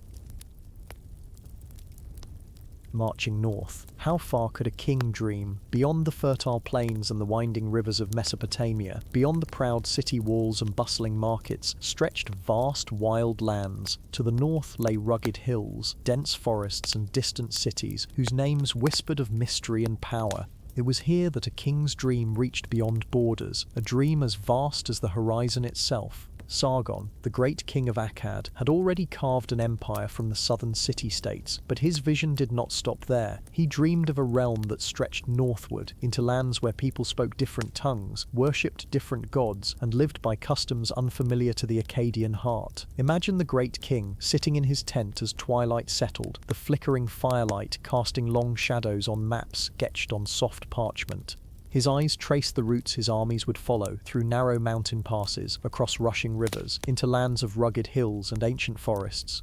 How far could a king dream? How far could his ambitions reach before they met the limits of the world? The north was a land both feared and coveted. Cities like Mari and Ebla lay there, centers of trade and culture, rich with treasures and knowledge. But they were also fiercely independent, their walls guarded by fierce warriors, and their rulers wary of foreign kings. To conquer them was to claim not only land, but also prestige and influence that would echo through generations. Sargon's armies prepared to march. Imagine the morning haze lifting as thousands of soldiers, clad in bronze and leather, gathered beneath banners fluttering in the cool northern breeze. Horses pawed the earth, archers tested their bows, and charioteers sharpened their skills. The air hummed with quiet anticipation, mixed with the scent of damp earth and distant pine. The march north was unlike the campaigns in the south. The terrain was harder, rocky paths winding through forests where the sun struggled to reach the ground, rivers swollen with spring rains, and weather that shifted from harsh winds to sudden storms.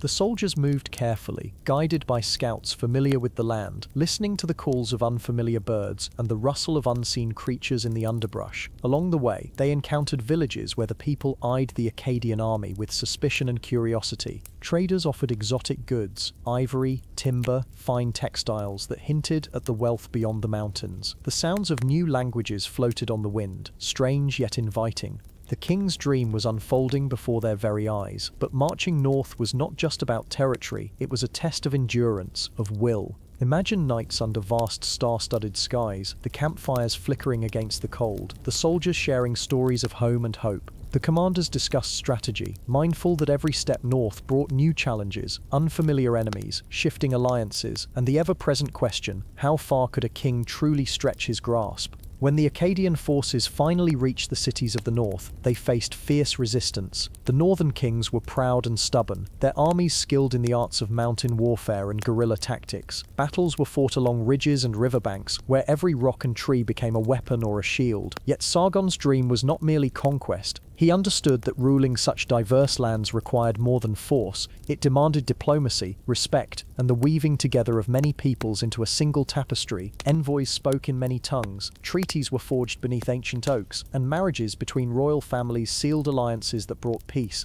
As the northern cities fell under Akkadian influence, they too began to change. Markets flourished with goods from across the empire, temples rose that blended southern and northern gods, and the languages that once separated people began to meld into new forms of speech and writing. Imagine a young boy in a northern village, listening to travelers tell tales of the great king who dreamed of uniting lands as vast as the sky, a man whose vision reached beyond the rivers and deserts to the mountains themselves. His dream was a story that would be told for generations, a story of ambition, resilience, and the boundless reach of a king's heart. And so the march north was more than a military campaign. It was the stirring of a civilization's destiny, a quiet yet powerful step toward an empire that spanned cultures, languages, and landscapes, an empire born of a king's dream and the endless horizon that called him onward.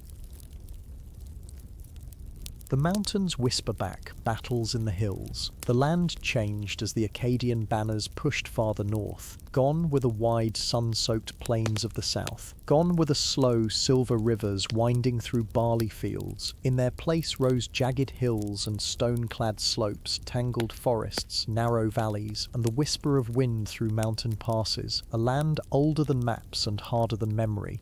Sargon of Akkad had dreamed of empire, and now as his armies marched into the hill country, the mountains whispered back. They whispered resistance. The people of these hills were not like the city dwellers of the south. They lived in stone houses clinging to the sides of cliffs, spoke a language rough and clipped like the rocks beneath their feet, and bowed to no king but their own clan leaders.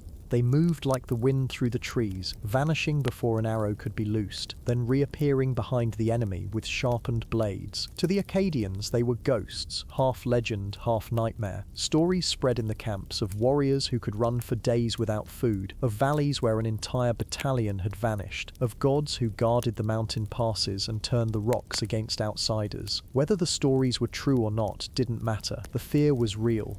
But Sargon pressed on. His army wound upward into the hills, their bronze gleaming in patches of sun that broke through the clouds. The roads were narrow, if they could be called roads at all, more often just goat paths carved into crumbling ledges. The carts broke wheels, the horses slipped, rain turned the hillsides to mud, and always above them unseen eyes watched. The first attacks were quiet. A scout disappeared, then a lone archer picked off a supply runner from the cliffs above. Then, at dusk, as the sky turned ash-grey and the clouds bled red, a full ambush. It came like a storm. Stones hurtled from above, slamming into helmets and skulls. Spears rose from the brambles. The Akkadians scrambled to form ranks, but the enemy was already within them, screaming, agile, unarmored but swift, with curved knives that slashed at throats and tendons. Then they were gone. Not a hillman body was found. Only Akkadian blood on the rocks. The days became a game of tension. Each turn of the path could be a trap. Each rustle in the trees might be death. The mountain warriors knew the land like a second skin. They moved along deer trails, hid in caves that opened like mouths in the cliffs, and used signals of birds and wind to speak without words. Sargon adapted. He split his forces into smaller, faster units. He sent his own hill-born scouts ahead to learn the paths. He began to study the rhythm of the mountain people, to listen to the land. He stopped relying on flatland tactics and learned to fight like the hills did, patiently, silently, suddenly. In time, the Akkadians began to win small victories. A village was taken, its leader captured. An ambush was turned back, the attackers left lying where they fell. Supplies were carried by mules, light and quick, no longer reliant on heavy carts. Tents gave way to mountain shelters, dug into stone or hidden beneath branches. And yet the deeper they pushed, the stronger the resistance. One valley, known only to the locals as the mouth of the wind, became a graveyard. Sargon had marched 3 companies through the narrow pass, expecting a fast route to a stronghold rumoured to lie beyond. What he got was a wall of fire. The hillmen had waited at the ridge, and as the last soldier entered the gap, they rolled down barrels filled with pitch and oil, set aflame. The explosion was deafening. Trees caught fire. Men burned where they stood. Those who fled were picked off by archers in the smoke. That night, Sargon stood at the edge of the valley, watching the flames crackle and die. He said nothing, only tightened the strap of his sword and began planning a new route. Weeks passed, then months. The Akkadians took one hilltop stronghold, then another. Slowly, step by step, they began to turn the tide, not by breaking the hillmen, but by wearing them down. Sargon spared the villages that surrendered. He offered protection, food, trade. Some began to send their sons to train in the Akkadian camps. Others built shrines to the Akkadian gods, alongside their old stone idols. It wasn't loyalty yet, but it was the beginning. In the highland town of Armanu, carved into a cliff like a bird's nest, Sargon made camp. From its edge, you could see the valley stretched out below like a green sea, the winding path they had taken to get here, etched into the landscape. He called it the Gate of the North, and there, beneath the stars, with the fires of 100 new villages dotting the horizon, he asked his generals a quiet question. Where do you think the world ends? No one answered, because perhaps it didn't. Perhaps the world stretched on forever, and with it, the dream of empire. The mountains had whispered back, but Sargon had listened, and answered. The royal stele that spoke without words, long before paper, before scrolls, before books whispered history into quiet libraries, the kings of Mesopotamia carved their stories into stone, not with letters alone, but with images, silent, frozen scenes that spoke more powerfully than speech, etched into black basalt and left standing where the wind could find them. They called them stelae, pillars of memory, monuments of might. And among them one rose higher than the rest, not in size alone, but in ambition. It stood in the lightless quiet of a temple courtyard, in the shadow of ziggurats and incense smoke. Smooth and polished, taller than a man, it was heavy with meaning. People came to look at it in silence, not to read words, but to read a king's will, cast in stone. This was the royal stela of Akkad, and it spoke without saying a single thing aloud. We do not know precisely when it was raised, perhaps in the latter years of Sargon's life, when the weight of empire had settled into his bones, or perhaps in the reign of his grandson Naram-Sin, who stood on its face like a god among men, helmeted with the horns of divinity. We know only that it was not a stele to be read. It was a stele to be seen. Imagine approaching it, black stone warmed by the sun, casting a long, still shadow across the courtyard. A soldier stands guard, silent as the monument itself.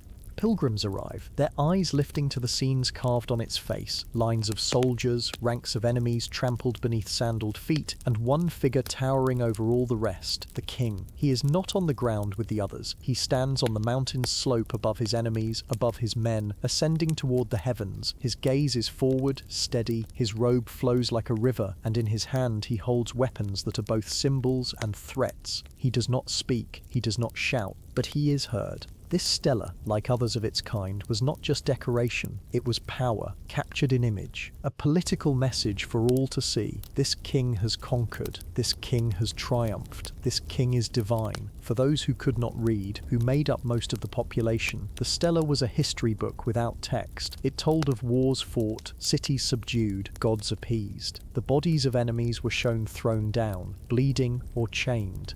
The king's men marched in neat rows, unbroken, undoubting. The mountain beneath his feet was not only a place, it was metaphor, ascension, dominion, divine right. But behind the stillness of stone lay a world of motion. Think of the artists who carved it, men with sharp tools and sharper eyes, trained to cut stone like clay. They labored in silence, months or years, chiseling out every figure, every muscle, every drop of blood in the battle scenes.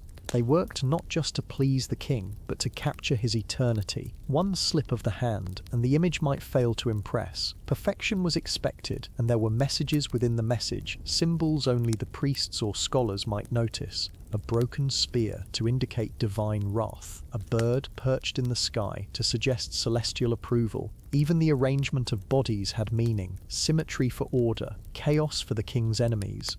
What extraordinary is that this visual language was understood across cities and tribes and even languages. A shepherd who couldn't write his own name could stand before the royal stele and understand, this king is stronger than yours. This king is protected by the gods. This king cannot be resisted, and the stele did more than speak of battles. It replaced battles. Placed at city gates, they warned, look at what happened to the last ones who resisted. Positioned at crossroads, they reminded travelers whose world they walked through. Sometimes the stele were even marched through conquered cities as spoils of war turned against their own makers, remade to show a new king's victory, and so they became silent ambassadors, carriers of ideology, not just records of the past but warnings for the future. The most famous of these monuments is known today as the Stele of Naram-Sin.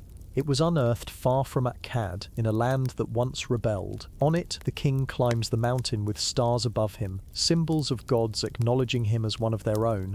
The defeated enemies lie at his feet, small and broken. His soldiers climb behind him, but none stand equal. There is no inscription boasting of the king's greatness. There is no list of conquests or territories, only image, only presence, only stone. And yet it speaks clearly, profoundly, even across the silence of 4,000 years. Today, we are surrounded by language, letters, screens, voices, texts. But imagine a world where a single slab of stone could hold power over thousands, where the face of a man carved in profile was more commanding than any speech, where kings ruled not only by sword or decree, but by the silence of their monuments. The royal stele did not beg to be believed, it simply stood, it did not shout. It endured, and in doing so, it told the oldest truth of empire, that memory, carved deep enough, becomes immortality. The merchants who followed the armies, they did not wear helmets or carry bronze spears. They did not shout war cries or march in formation, but they followed the armies, always like a quiet second wave, not to conquer, but to weigh, to count, to trade. When the dust of battle settled and the smell of iron lifted from the air, the merchants arrived. They came with wagons and donkeys, carts piled high with baskets of dates, sacks of grain, carved beads and ingots, dyed cloth folded tight into rolls. Their eyes scanned the damaged streets, the broken gates, the temples with doors half hanging open, still echoing with the footfalls of soldiers. Where others saw ruin, they saw possibility. Because empire was not just a thing of battles, it was a system of movement, a network of roads where armies opened the way and merchants filled the silence behind them. Akkad, in its rising, had created something new, not just a kingdom, but a corridor of motion. And in this corridor, the merchants were king. They were quiet, calculating and patient. They did not seek headlines in stone like Sargon. They left no statues in temples or names etched on palace bricks. But they were there, always, walking behind the banners of conquest, unrolling their wares before hungry, footsore men trading with the newly conquered, smoothing over what had been shattered. They spoke many tongues, these merchants, Sumerian, Akkadian, Elamite, Amorite. They spoke the language of weights and measures, of hand gestures and nods, of copper rings and silver weights. Some were born in distant mountain valleys and had come down to the lowlands following rumour and coin.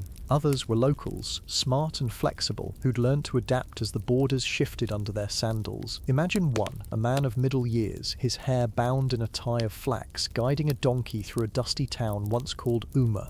Yesterday, it flew its own banner. Today, it flies accords. The streets are quiet, still, the people wary, but the man walks slowly, not fearfully. He's been through this before. He reaches the square and unpacks his cart. Dried fish from the south coast. Amulets carved from lapis, goat cheese wrapped in salted leaves. A priest eyes him from the temple steps. A few children creep closer. Eventually, someone buys. This is how it began. Every time, what the army cracked open, the merchant mended, gently, with thread and coin. They did not just sell goods. They observed, listened. They were the early diplomats of empire. They learned what cities feared and what they hungered for. They noticed when grain stores were low. They heard the mutters of revolt long before the generals. And in inns and way stations they passed on whispers. It was they who helped transform conquest into continuity, and they went farther than the soldiers dared, because once the armies planted Akkad's flag, they had no need to stay. The merchants did. They stayed to weave the loose strands into something lasting. Some carved out entire routes for themselves, trading paths across the plains, up into the Zagros Mountains, down toward the Persian Gulf. They learned where the roads were dry and where the river crossings needed bribery. They built partnerships in places where the king's name had not yet been learned, and when two cities went to war, Lagash and Uma perhaps again, they were the ones who measured their risk in copper and incense. who moved quietly to the edge of danger and then quietly away again. To them, a city was not a stronghold. It was a node, one link in the long chain of trade. In the time of Sargon, a merchant's map might include a string of cities: Akkad, Sitipar, Kish, Nippu, Uruk, Ura, each with its market days, its specialties. One might have good wool, another strong wood, a third clay pots burnished red and black, prized in faraway courts, and the routes stretched beyond even that. To the east, the mountains of Elam offered tin and stone. To the north, the uplands of Sabatu held timber, obsidian, horses. To the south, Dilmun beckoned, mysterious, wealthy, with its copper and pearls. Even across the sea, the merchants went in shallow boats with hulls of bundled reeds and sails patched from linen. Some did not return, but others did, with stories and, better still, with profit. They made markets from memory. They remembered who had paid late, who had cheated, who had haggled too hard, and they remembered faces, not just the ones who bought, but the ones who watched. A child too clever, a scribe too curious. Perhaps that one would be worth knowing in 10 years. Some merchants became rich, not palace rich, but street rich, able to buy 2 donkeys instead of 1, or build a second storage room. A few made themselves indispensable. Kings might not praise them, but kings needed them. A steady flow of goods could mean peace in a restless city. A clever trader could soothe tensions before scribes even reached for their styluses. And sometimes, though rarely, a merchant became more than a merchant, a broker of trust, a mediator of feuds, a man whose name was known in cities he had never seen because his word had travelled farther than his feet. Still, most remained shadowy. They came and went with the seasons.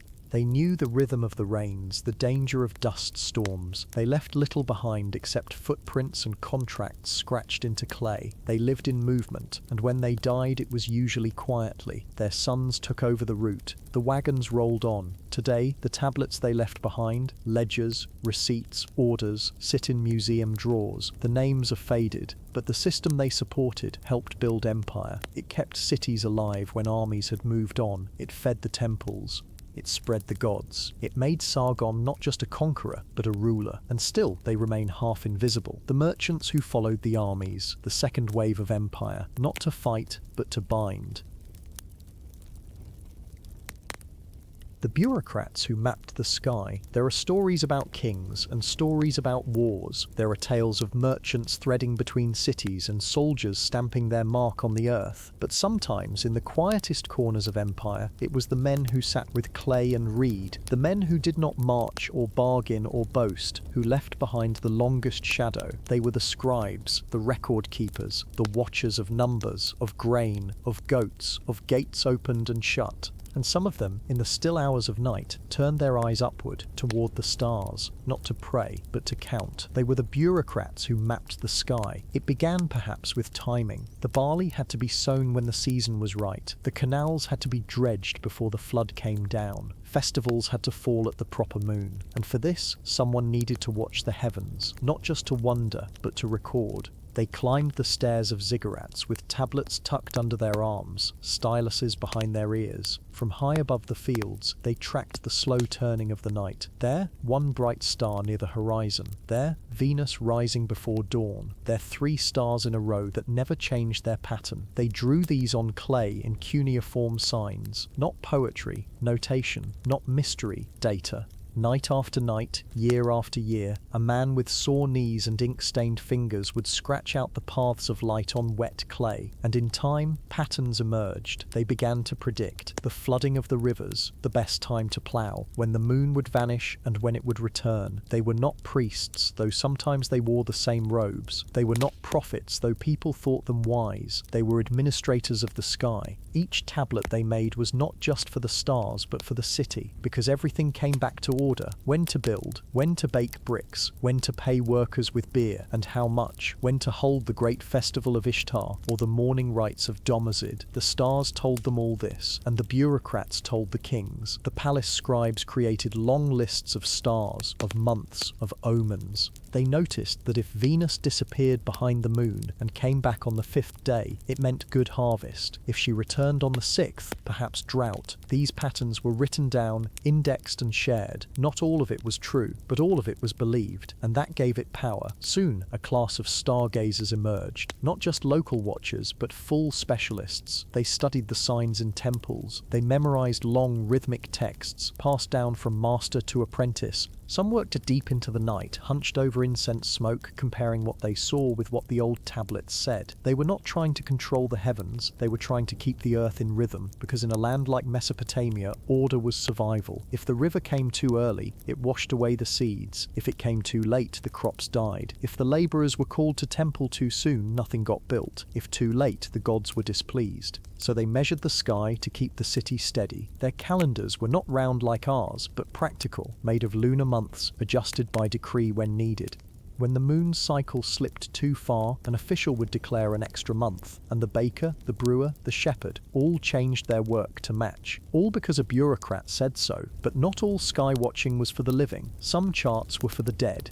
In certain cities, great kings were buried with tablets showing the heavens at the time of their birth. Others had predictions etched into their tomb walls. The sky became a kind of autobiography, written not in stories but in stars. And in times of war, commanders consulted these celestial bureaucrats before battle. Will the moon be dark on the night of our march? Will Mars rise red or pale? Is this a day of victory or retreat? The watchers would shuffle their tablets, frown and give a date, and armies moved on their word. And yet these men were not famous. We do not know their names. Their tablets survive in shards, thousands of them, now housed in quiet museum drawers, labelled with catalogue numbers, unread except by a few. Some bear neat tables, columns of star names, dates, calculations. Others are messier, smudged lines, corrections, half-finished notations, work done in haste perhaps, under flickering oil lamps, or by a tired man in the 3rd hour of a long watch fighting sleep. One such tablet found near ancient Babylon shows the precise rise and fall of Venus over 21 years. Just one star, one man, 2 decades of night. He watched it wax and wane, disappear behind the horizon, return and wrote it all down. We'll never know if he believed in gods, but we know he believed in patterns.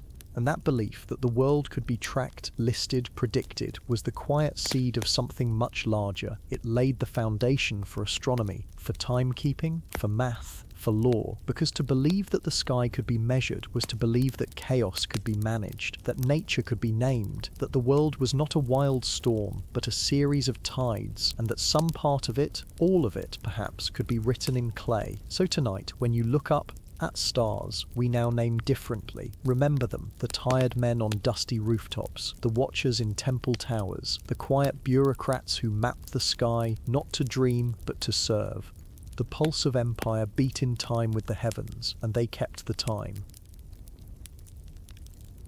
A god for every city, and then some. In the old lands between the rivers, where canals stitched the earth like veins, and the cities rose like stone islands in a sea of reeds, every city had a god, and often more than one. It was not a question of belief, it was a matter of identity. The gods were not distant beings hovering above, but neighbours, patrons, rulers. They were not just worshipped, they were served. To walk into a Sumerian city in those days was to step into a world alive with divine presence. Every brick laid, every law passed, every loaf baked was done under the watchful eyes of gods, and there were many, more than you can count on your fingers, more than could fit in one temple or on one tablet. A god for grain, a god for beer, a god for the wind that knocked over baskets, a god for lions and one for flies, a goddess for canals and another for dust. Each city had its own sacred centre, its own ziggurat, rising like a mountain in a land of flatness, built brick by sun-baked brick to bring the people closer to the heavens, but more than that, to give the gods a home. In Nippur there was Enlil, lord of the wind, the great father of the gods. His temple was not the biggest, but it was the holiest. Even kings from other cities brought offerings there, for no crown could rest easy without Enlil's blessing. In Uruk there was Inanna, goddess of love and war. desire and destruction, beauty and rage. Her temple was a place of music, incense, and on some nights, ritual ecstasy. Priests and priestesses danced for her, singers lifted their voices, and when battles loomed, she rode at the head of the storm. Aritad, Nana, the moon god, watcher of the tides and keeper of time. His temple sat at the heart of the city, cool and shaded, where calendars were kept and quiet rituals marked the months. Each city called itself the chosen home of its god, and in each city the god had needs: food, lodging, music. The gods were hungry and the temples fed them. Bread was baked daily, beer was poured into stone bowls, incense smoked from altars, and if the god was happy, so too was the city. But if he or she was angered, the signs came quickly. Crops withered, walls crumbled, the enemy marched at the gate, the river flooded too soon or not at all. The gods were not gentle, they were powerful, unpredictable, and endlessly present.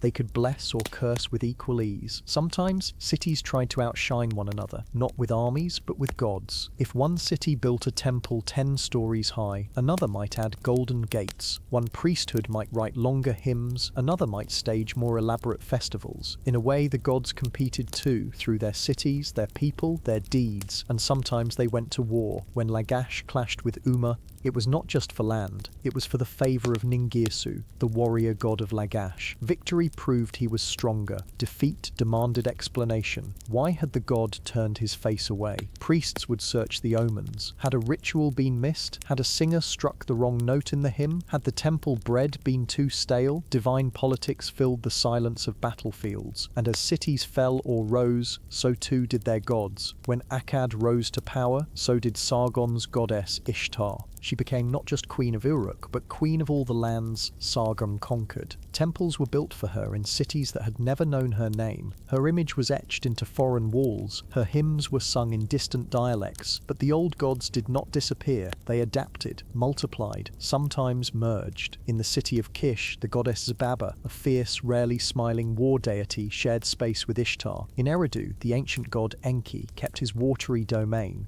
Even as other gods waxed and waned, every profession had a god. So did every sickness, every animal, every season, every star. A man could live his life entirely within a single city and never pray to all the gods who lived there. The temples were staffed not just by priests, but by bakers, brewers, singers, dancers, gardeners, record keepers, potters. They were like divine estates employing hundreds, sometimes thousands. In some cities, the god had a bed, a chamber kept locked, scented with oils, tended to daily. Priests swore they had seen the gods in dreams, that the statues came alive, that they breathed, blinked, moved when the city slept. Once a year, during great festivals, the gods would leave their temples. Their statues were carried in golden boats or drawn in wheeled chariots, surrounded by dancers and song. They would visit other gods or parade through the streets so the people could see them, draped in robes, crowned with jewels. These were not quiet rituals, they were spectacles. The gods belonged to the city and the city to them. Even as empires rose and kings changed and writing evolved, the gods stayed. Sometimes their names shifted, sometimes their faces softened, but they remained. Even when the people forgot what the oldest prayers meant, they still spoke them. Even when they no longer believed the gods ate the temple bread, they still baked it.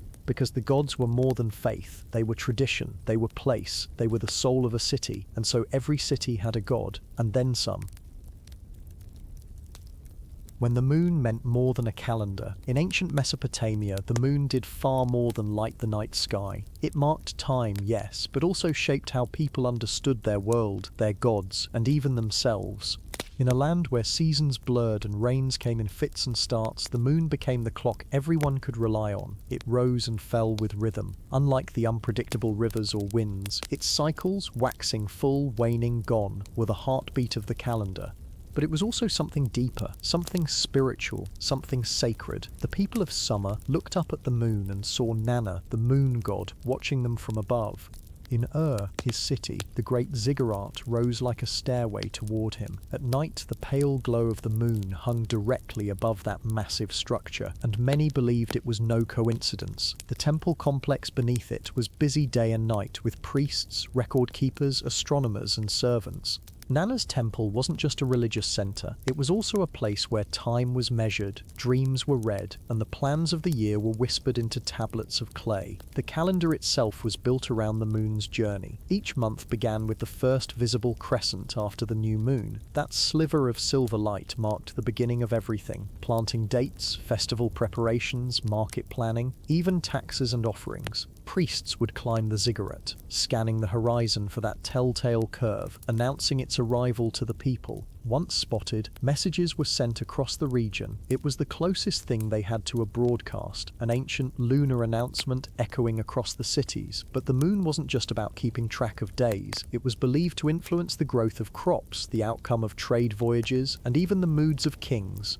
A full moon shining down on a battlefield was seen as an omen, sometimes good, sometimes dreadful. A lunar eclipse was far worse. To see the moon, god of wisdom and time, swallowed by shadow was a terrible sign. In such moments, priests hurried to perform rituals of protection. Fires were lit, bells rang, clay tablets were burned or buried to confuse the dark spirits that were believed to ride in on the eclipse's back. In quieter moments, the moon offered more subtle powers. Inanna, goddess of love and war, was also connected to the moon, especially the crescent, which she sometimes wore like a headdress in carved reliefs. Her temples in Uruk held nighttime ceremonies during particular phases of the moon. Women came seeking fertility, men came seeking visions. The moon was not merely a light, but a gateway, a mirror, a divine signal. The night sky was treated like a page of messages from the gods, and the moon was their largest, clearest word. Skilled observers, often from priestly families, dedicated their lives to recording lunar movement. They scratched the shape of the moon into clay tablets, half-moon, crescent, gibbous, alongside notations about weather, river levels, and animal behavior. These records piled up year after year, generation after generation, forming one of the earliest scientific traditions in history. But it never lost its spiritual layer.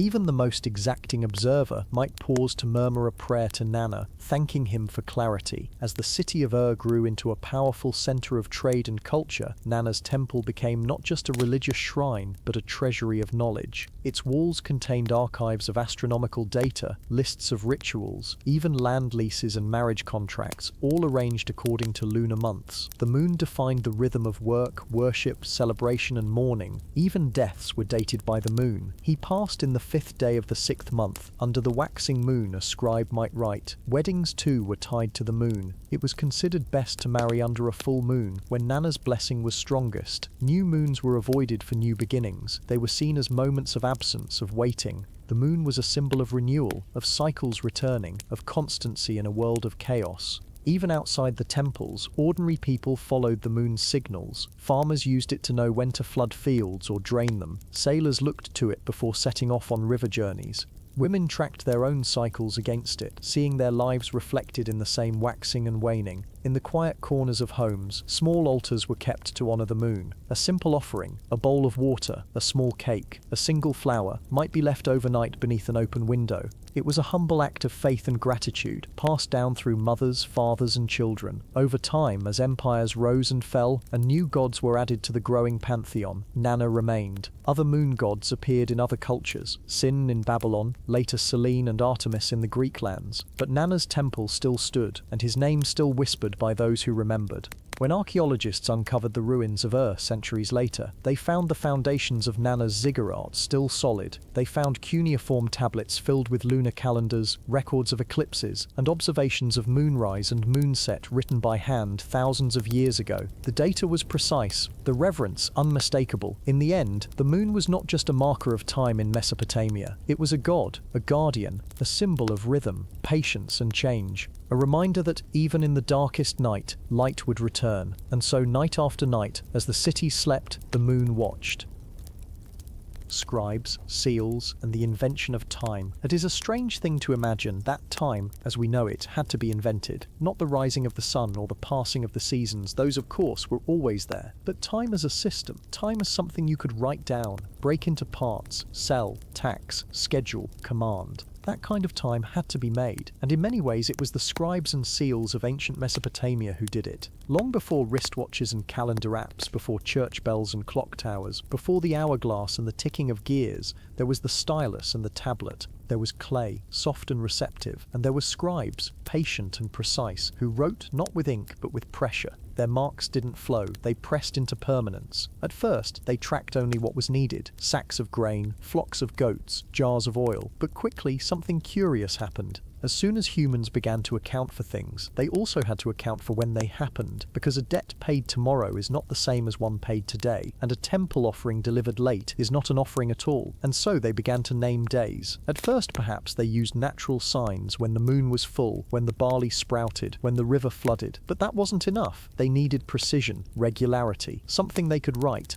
The invention of the calendar was not a sudden moment of genius. It was a necessity born of administration. When you have to manage canals, coordinate harvests, and ensure the temple receives its due at the right moment, you must divide the year. And so they did. The scribes carved time out of chaos. 12 months, each with its own name, each tracking the rhythm of agriculture and worship. The moon was their guide, yes, but the city's needs shaped the calendar more than the heavens did. And within those months they subdivided further. There are ancient tablets, old, cracked and worn, that list daily duties, not just for kings or priests, but for workers. Tasks assigned to specific days, rotations of labour, delivery deadlines, everything set to a system. That's time. Time not as nature's cycle, but as a tool of human order. And this system wasn't abstract. It was sealed, literally. Every official tablet bore a seal, an image pressed into clay by a carved cylinder, rolled like a stamp across the surface. The seal was more than a signature, it was a miniature artwork, an identity and an approval. Some bore images of gods, Enki rising from water, Inanna grasping lions. Others showed kings smiting enemies or offering tribute, but always they represented authority, and that authority gave shape to time.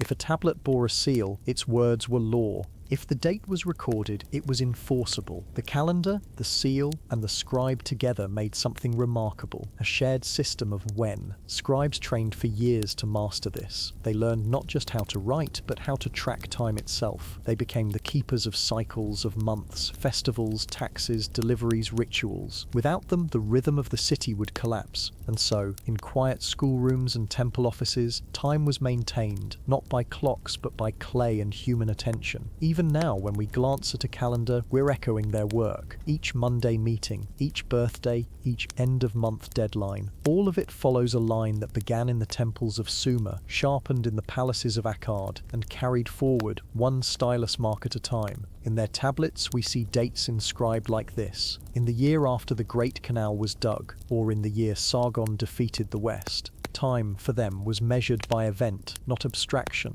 But even that became systematized. Eventually, kings numbered their years. Priests scheduled rituals, not just for the harvest, but for set dates regardless of crop. They had invented not just time, but standard time. Later empires would refine it. Babylon would map the stars, divide the day into hours, and the hour into minutes. But Akkad and its scribes had already laid the foundation. They had taken something fluid and made it firm, and for all their conquests and statues and cities of stone, perhaps this was the most lasting achievement, the invention of organized time. So the next time you check a calendar, or wake to an alarm, or wait for the weekend, remember this: once, long ago, someone sat in a small room with a lump of clay, carved a date, sealed it with a god's image, and sent it out into the world, trusting that someone else would read it, understand it, and act when they were supposed to. And that's how time began to belong to everyone. The walls that divided and defined. In the age before empires, before generals and kings were household names, there were cities, quiet, clustered places rising from riverbanks, carved into mud, woven from reed and stone. And around these cities there were walls. Some were humble and cracked, others towering and proud, but all of them, in their own way, divided the world into two. To live within the wall was to be part of something protected, something shared. To live beyond it was to live apart, exposed to the wind and wandering dangers. The line between safety and risk was not drawn in ink or on maps, but in brick and baked clay, one sun-dried slab at a time. In ancient Mesopotamia, walls were among the first things a community built after food stores and temples. Even before the houses stood tall, the walls were begun. They were not just defences against outsiders, they were declarations. A wall said, "We are here, we belong, we will endure." The city of Uruk, one of the oldest and grandest, became famous for its walls. Thick, high, and sweeping, they enclosed the city like arms around a child. Some said King Gilgamesh himself commissioned them, though legends blur fact and memory. In the Epic of Gilgamesh, the walls are among the first and last things mentioned, as if the story begins and ends with what man can build to hold back the chaos. The truth is quieter, but no less grand. Uruk's walls were the product of many hands, many years. Made from mud brick, sun-dried, stacked and mortared by generations, they curved around the city like a ribbon of order. There were guard towers at intervals and thick gates reinforced with wood and bronze. From atop them, watchers could see the open land stretch out toward the horizon, where dust rose from distant footsteps. Walls did more than protect from raiders or wild animals. They held in identity. The gods inside were the gods of that city, and those beyond were foreign, even strange. Language and customs drifted from city to city, and the wall became the threshold between us and them. Within the walls, laws were enforced, markets hummed, temples sang. Beyond them, the world was wider, less known. Children grew up with the walls always on the edge of vision. They played in their shadow, learned their way to the gate without ever being told. Merchants set up just inside the entrance, catching the breeze and the foot traffic. Travelers arriving from far-off villages touched the stone with reverence. Some had never seen anything so permanent. At night, the gates closed. The torches flickered along the tops, and the walls held in the heat of the day. Inside, the city felt like a hearth, sealed from the chill beyond. But walls could not seal out everything. They did not stop rumors or dreams or ideas. They did not stop longing. People still looked beyond them, at stars rising above distant hills, at smoke from neighboring towns, at trade caravans that whispered of riches far away. Sometimes walls became prisons. During siege or drought, what once offered safety could become a trap. Enemies camped outside, waiting for hunger to do what swords could not. Wells inside the walls became lifelines. Storage chambers were opened slowly. Walls that had once kept death out now kept the living in. And yet cities kept building them, bigger, stronger, more intricate. Lagash built them, so did Nippur and Ur. Each wall was an engineering feat, a political statement, and a spiritual boundary. For some, the wall was sacred, an extension of the city's guardian deity. Ceremonies were held when a wall was completed. Offerings were placed inside the mortar, sometimes even bones, as though to seal the wall with life itself. In time, the idea of a wall outlived the cities themselves. When archaeologists began to uncover these ruins, it was often the wall that first revealed the shape of what had once been. Long lines of mud brick rubble stretched across the desert like buried echoes. Even when the temples crumbled and houses collapsed, the outline of the wall remained, like the skeleton of an idea too strong to vanish. One such wall stood in Sippar, near the banks of the Euphrates. Time had worn it down, but its base was still visible, arcing gently in the sand. Scraps of writing were found near it, lists of goods taxed at the gate, names of guards assigned to different towers, prayers carved into tablets asking the gods to keep the city whole. It was not a mighty wall compared to later cities, but it was honest. It had served and stood and fallen with dignity. Over centuries, some walls became lines of memory. Farmers ploughed around them, unaware that their fields edged a city long gone. Children played on mounds that once held battlements. Travelers used fragments of wall stone to build new homes, their bricks carrying the dust of dynasties. Even in modern times, when airplanes fly over the Mesopotamian plain, you can see the faint rings and squares of old city walls, ghost traces in the earth. They look like scars, or like fingerprints. In the end, the walls of Mesopotamia were more than protection. They were symbols of hope, of fear, of identity. They drew lines that were more than physical. They whispered to the people inside, "You belong, you are one of us, you are not alone." And as the sun set, casting long shadows across the bricks, the walls kept standing, not just to divide, but to define. The empire of clay tablets. Before the wheel turned, before the bronze blade was sharpened, and long before maps carried borders inked in blood, there was clay, not the kind prized by sculptors or moulded into art, but ordinary clay, scooped from riverbanks, packed underfoot, and left in the sun. It was everywhere, humble, brown, wet, and in time it would become the bedrock of an invisible empire.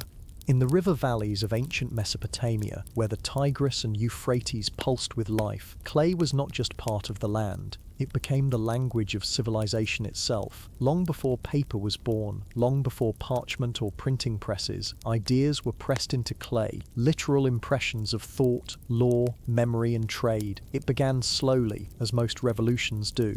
In temple storehouses and administrative courts, priests and scribes faced the same problem again and again: how to remember what was given, what was taken, what was owed. Grain flowed in, sheep were counted, oil was measured, but memory is fragile, and the scale of life was growing too fast, so they turned to what they had: soft clay and a sharpened reed. With the gentlest pressure, they marked the surface with small wedge-shaped signs, simple at first, then increasingly complex. These signs formed what we now call cuneiform, the oldest known writing system in human history. Cuneiform didn't appear in scrolls or on walls. It bloomed in small grey tablets, no larger than a hand, baked by the sun or kiln, a quiet medium, a sturdy one. Each tablet was a thought frozen in earth, a number of sheep owed by one man to another, a worker's rations for the month, a letter between priests, a poem about the gods, a hymn to the king, a map drawn in strokes of stylus. And as the scribes grew more skilled, the language of clay grew more fluid, capable of telling stories, recording laws, and preserving the whispers of an entire civilization. From the smallest village archive to the great temple libraries of Ur and Nippur, these tablets multiplied. They were stored in baskets, stacked in corners, slipped into clay envelopes, and sealed with cylinder seals. There was no central library, no empire-wide catalogue, but make no mistake, this was an empire nonetheless, an empire of record-keeping, of bureaucracy, of data and decree. It spread slowly at first. A few scribes in a city, trained by older masters, taught others. They memorized symbols, repeated prayers aloud, copied lists, and practiced on broken sherds. Some tablets were rough and informal, others were works of care, the script neat as embroidery. These scribes became a class of their own, keepers of knowledge, whisperers of the past. They learned Sumerian, then Akkadian. They wrote of floods and kings, of celestial omens and crop cycles. Some inscribed medical advice, others recorded the songs sung to lull royal infants, and still others drafted treaties, contracts and tax codes that shaped how humans lived together. Clay did not forget, it preserved. In Nippur, archaeologists discovered thousands of tablets in a school for scribes. They found exercises, copywork, mistakes scratched out, practice symbols drawn again and again. The faint frustration of an impatient student could be felt even now, millennia later. Some tablets even had teachers' corrections marked in the corners. Elsewhere, in the city of Ebla, entire archives were buried beneath rubble when the building collapsed, and there, sealed in darkness, the clay kept its secrets. When the site was rediscovered, thousands of tablets were pulled from the earth, their writing still legible. They revealed not only records but the interconnected web of a culture built on record-keeping. Names, deals, imports of lapis lazuli from distant mines, the hum of bureaucracy preserved like an insect in amber. Even kings were ruled by the tablet. In cities like Mari, kings read reports from their officials daily. A governor in a border town might send a tablet by messenger detailing unrest. A priest might submit a list of temple offerings. An ambassador might send a sealed tablet outlining trade with Elam. Each one was a voice, quiet, dry, but powerful. The clay didn't just hold facts, it held questions. Some tablets contain mathematical problems. If a field is this wide and this long, how much barley can be sown? Others muse about the stars, recording lunar eclipses with eerie precision. Still others preserved hymns to gods whose names are barely spoken today, but whose songs echo in these marks. When diplomacy flourished, clay became the language between empires. The Amarna letters found in Egypt were written on Mesopotamian-style tablets in cuneiform Akkadian, the diplomatic lingua franca of the Bronze Age.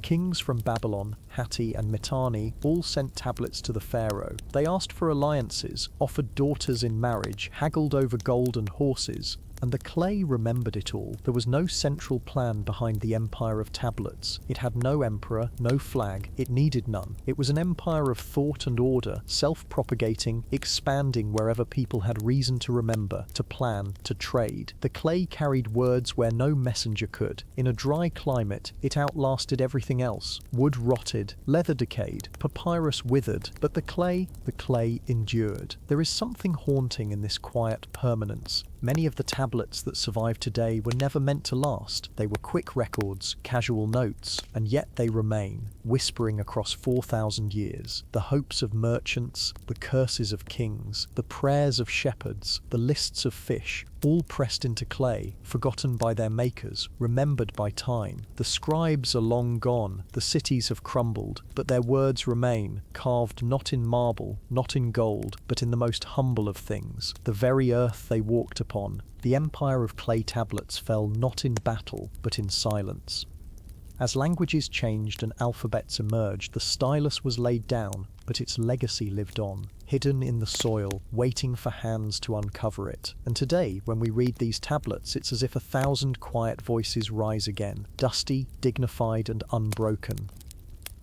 The canal that fed 1,000 villages. There was a time when water did not follow its own will. The rivers ran strong, yes, tumbling down from the distant, unseen highlands to the north, weaving their way into the low plains where the sky spread wide and the wind moved slow. But the water did not know where it was needed. It pooled and flooded and dried and surged. It carved its paths at whim, sometimes generous, sometimes cruel. And then humans began to shape it. They didn't build dams of stone or towering aqueducts. Those would come centuries later. Instead, they picked up reed baskets and began scooping out earth with their bare hands. They dragged sticks through the wet clay. They knelt under the sun and followed the river's shoulder, coaxing it inch by inch away from its ancient path. They were not kings. They were not engineers. They were farmers, anonymous and barefoot, steady in their task.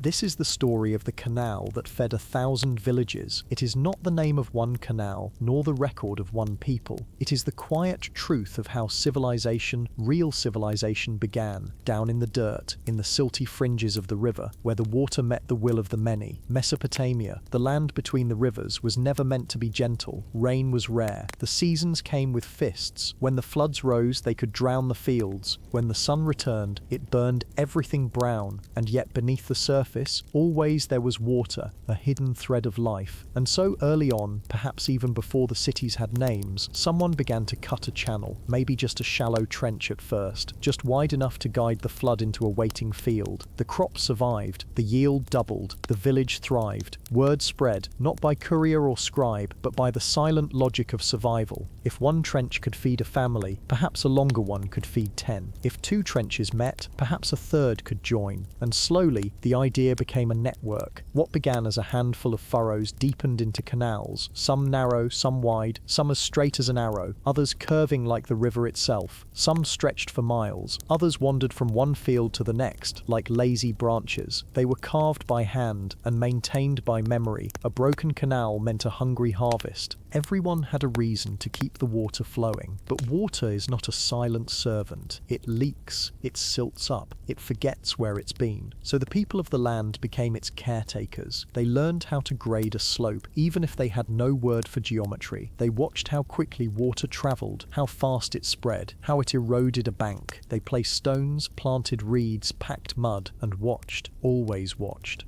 Eventually, they gave the water gates, simple wooden barriers, lashed together with rope, sometimes sealed with clay. They built little stations where someone stood watch, lifting or lowering the gate with a wooden pole. They built holding ponds and spillways.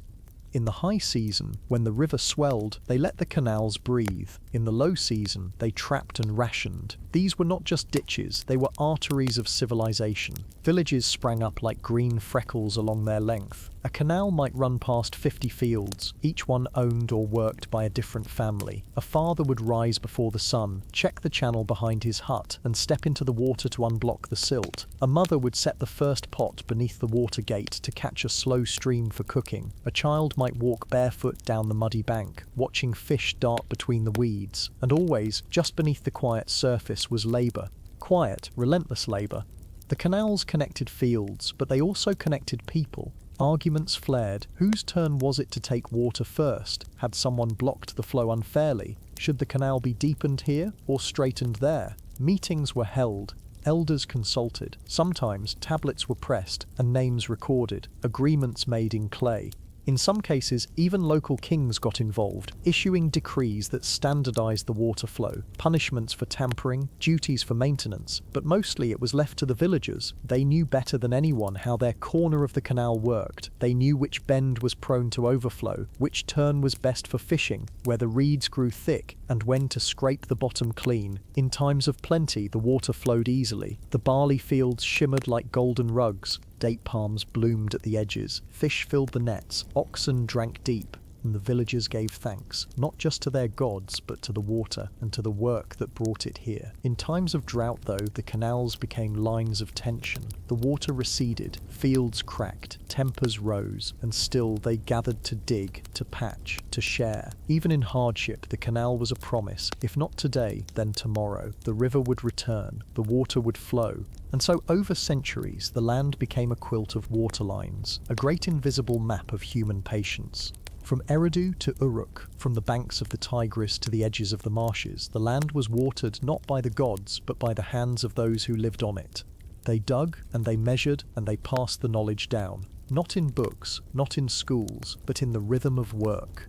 You can still see the ghosts of some of those canals, etched in the soil, traced from the air like ancient scars. They run alongside dry riverbeds, parallel to fields now turned to dust. Some are buried beneath cities, others lead nowhere, but once they carried life, they fed sheep and oxen. They watered wheat and barley, they cooled the air and cradled boats and bathed the feet of children. Some of the most ancient cities in the world would not have existed without them. Without the canal, there was no surplus. Without surplus, no cities, no scribes, no temples, no empire. It is easy to imagine that power rose with the kings and their armies, that civilization was born in the courts, the temples, the ziggurats. But in truth, it began with the canal, with the shared labour of digging and shaping, with the calm cooperation that flowed through it like water. This was the unspoken agreement, the deal between earth and people. Feed the land, and it will feed you. Let the water pass and it will return. Cheat it, hoard it, or neglect it, and it will dry up. It asks for effort, but not control, for understanding, not conquest. That's why, long before the empires, there were the canals, and through them 1,000 villages breathed,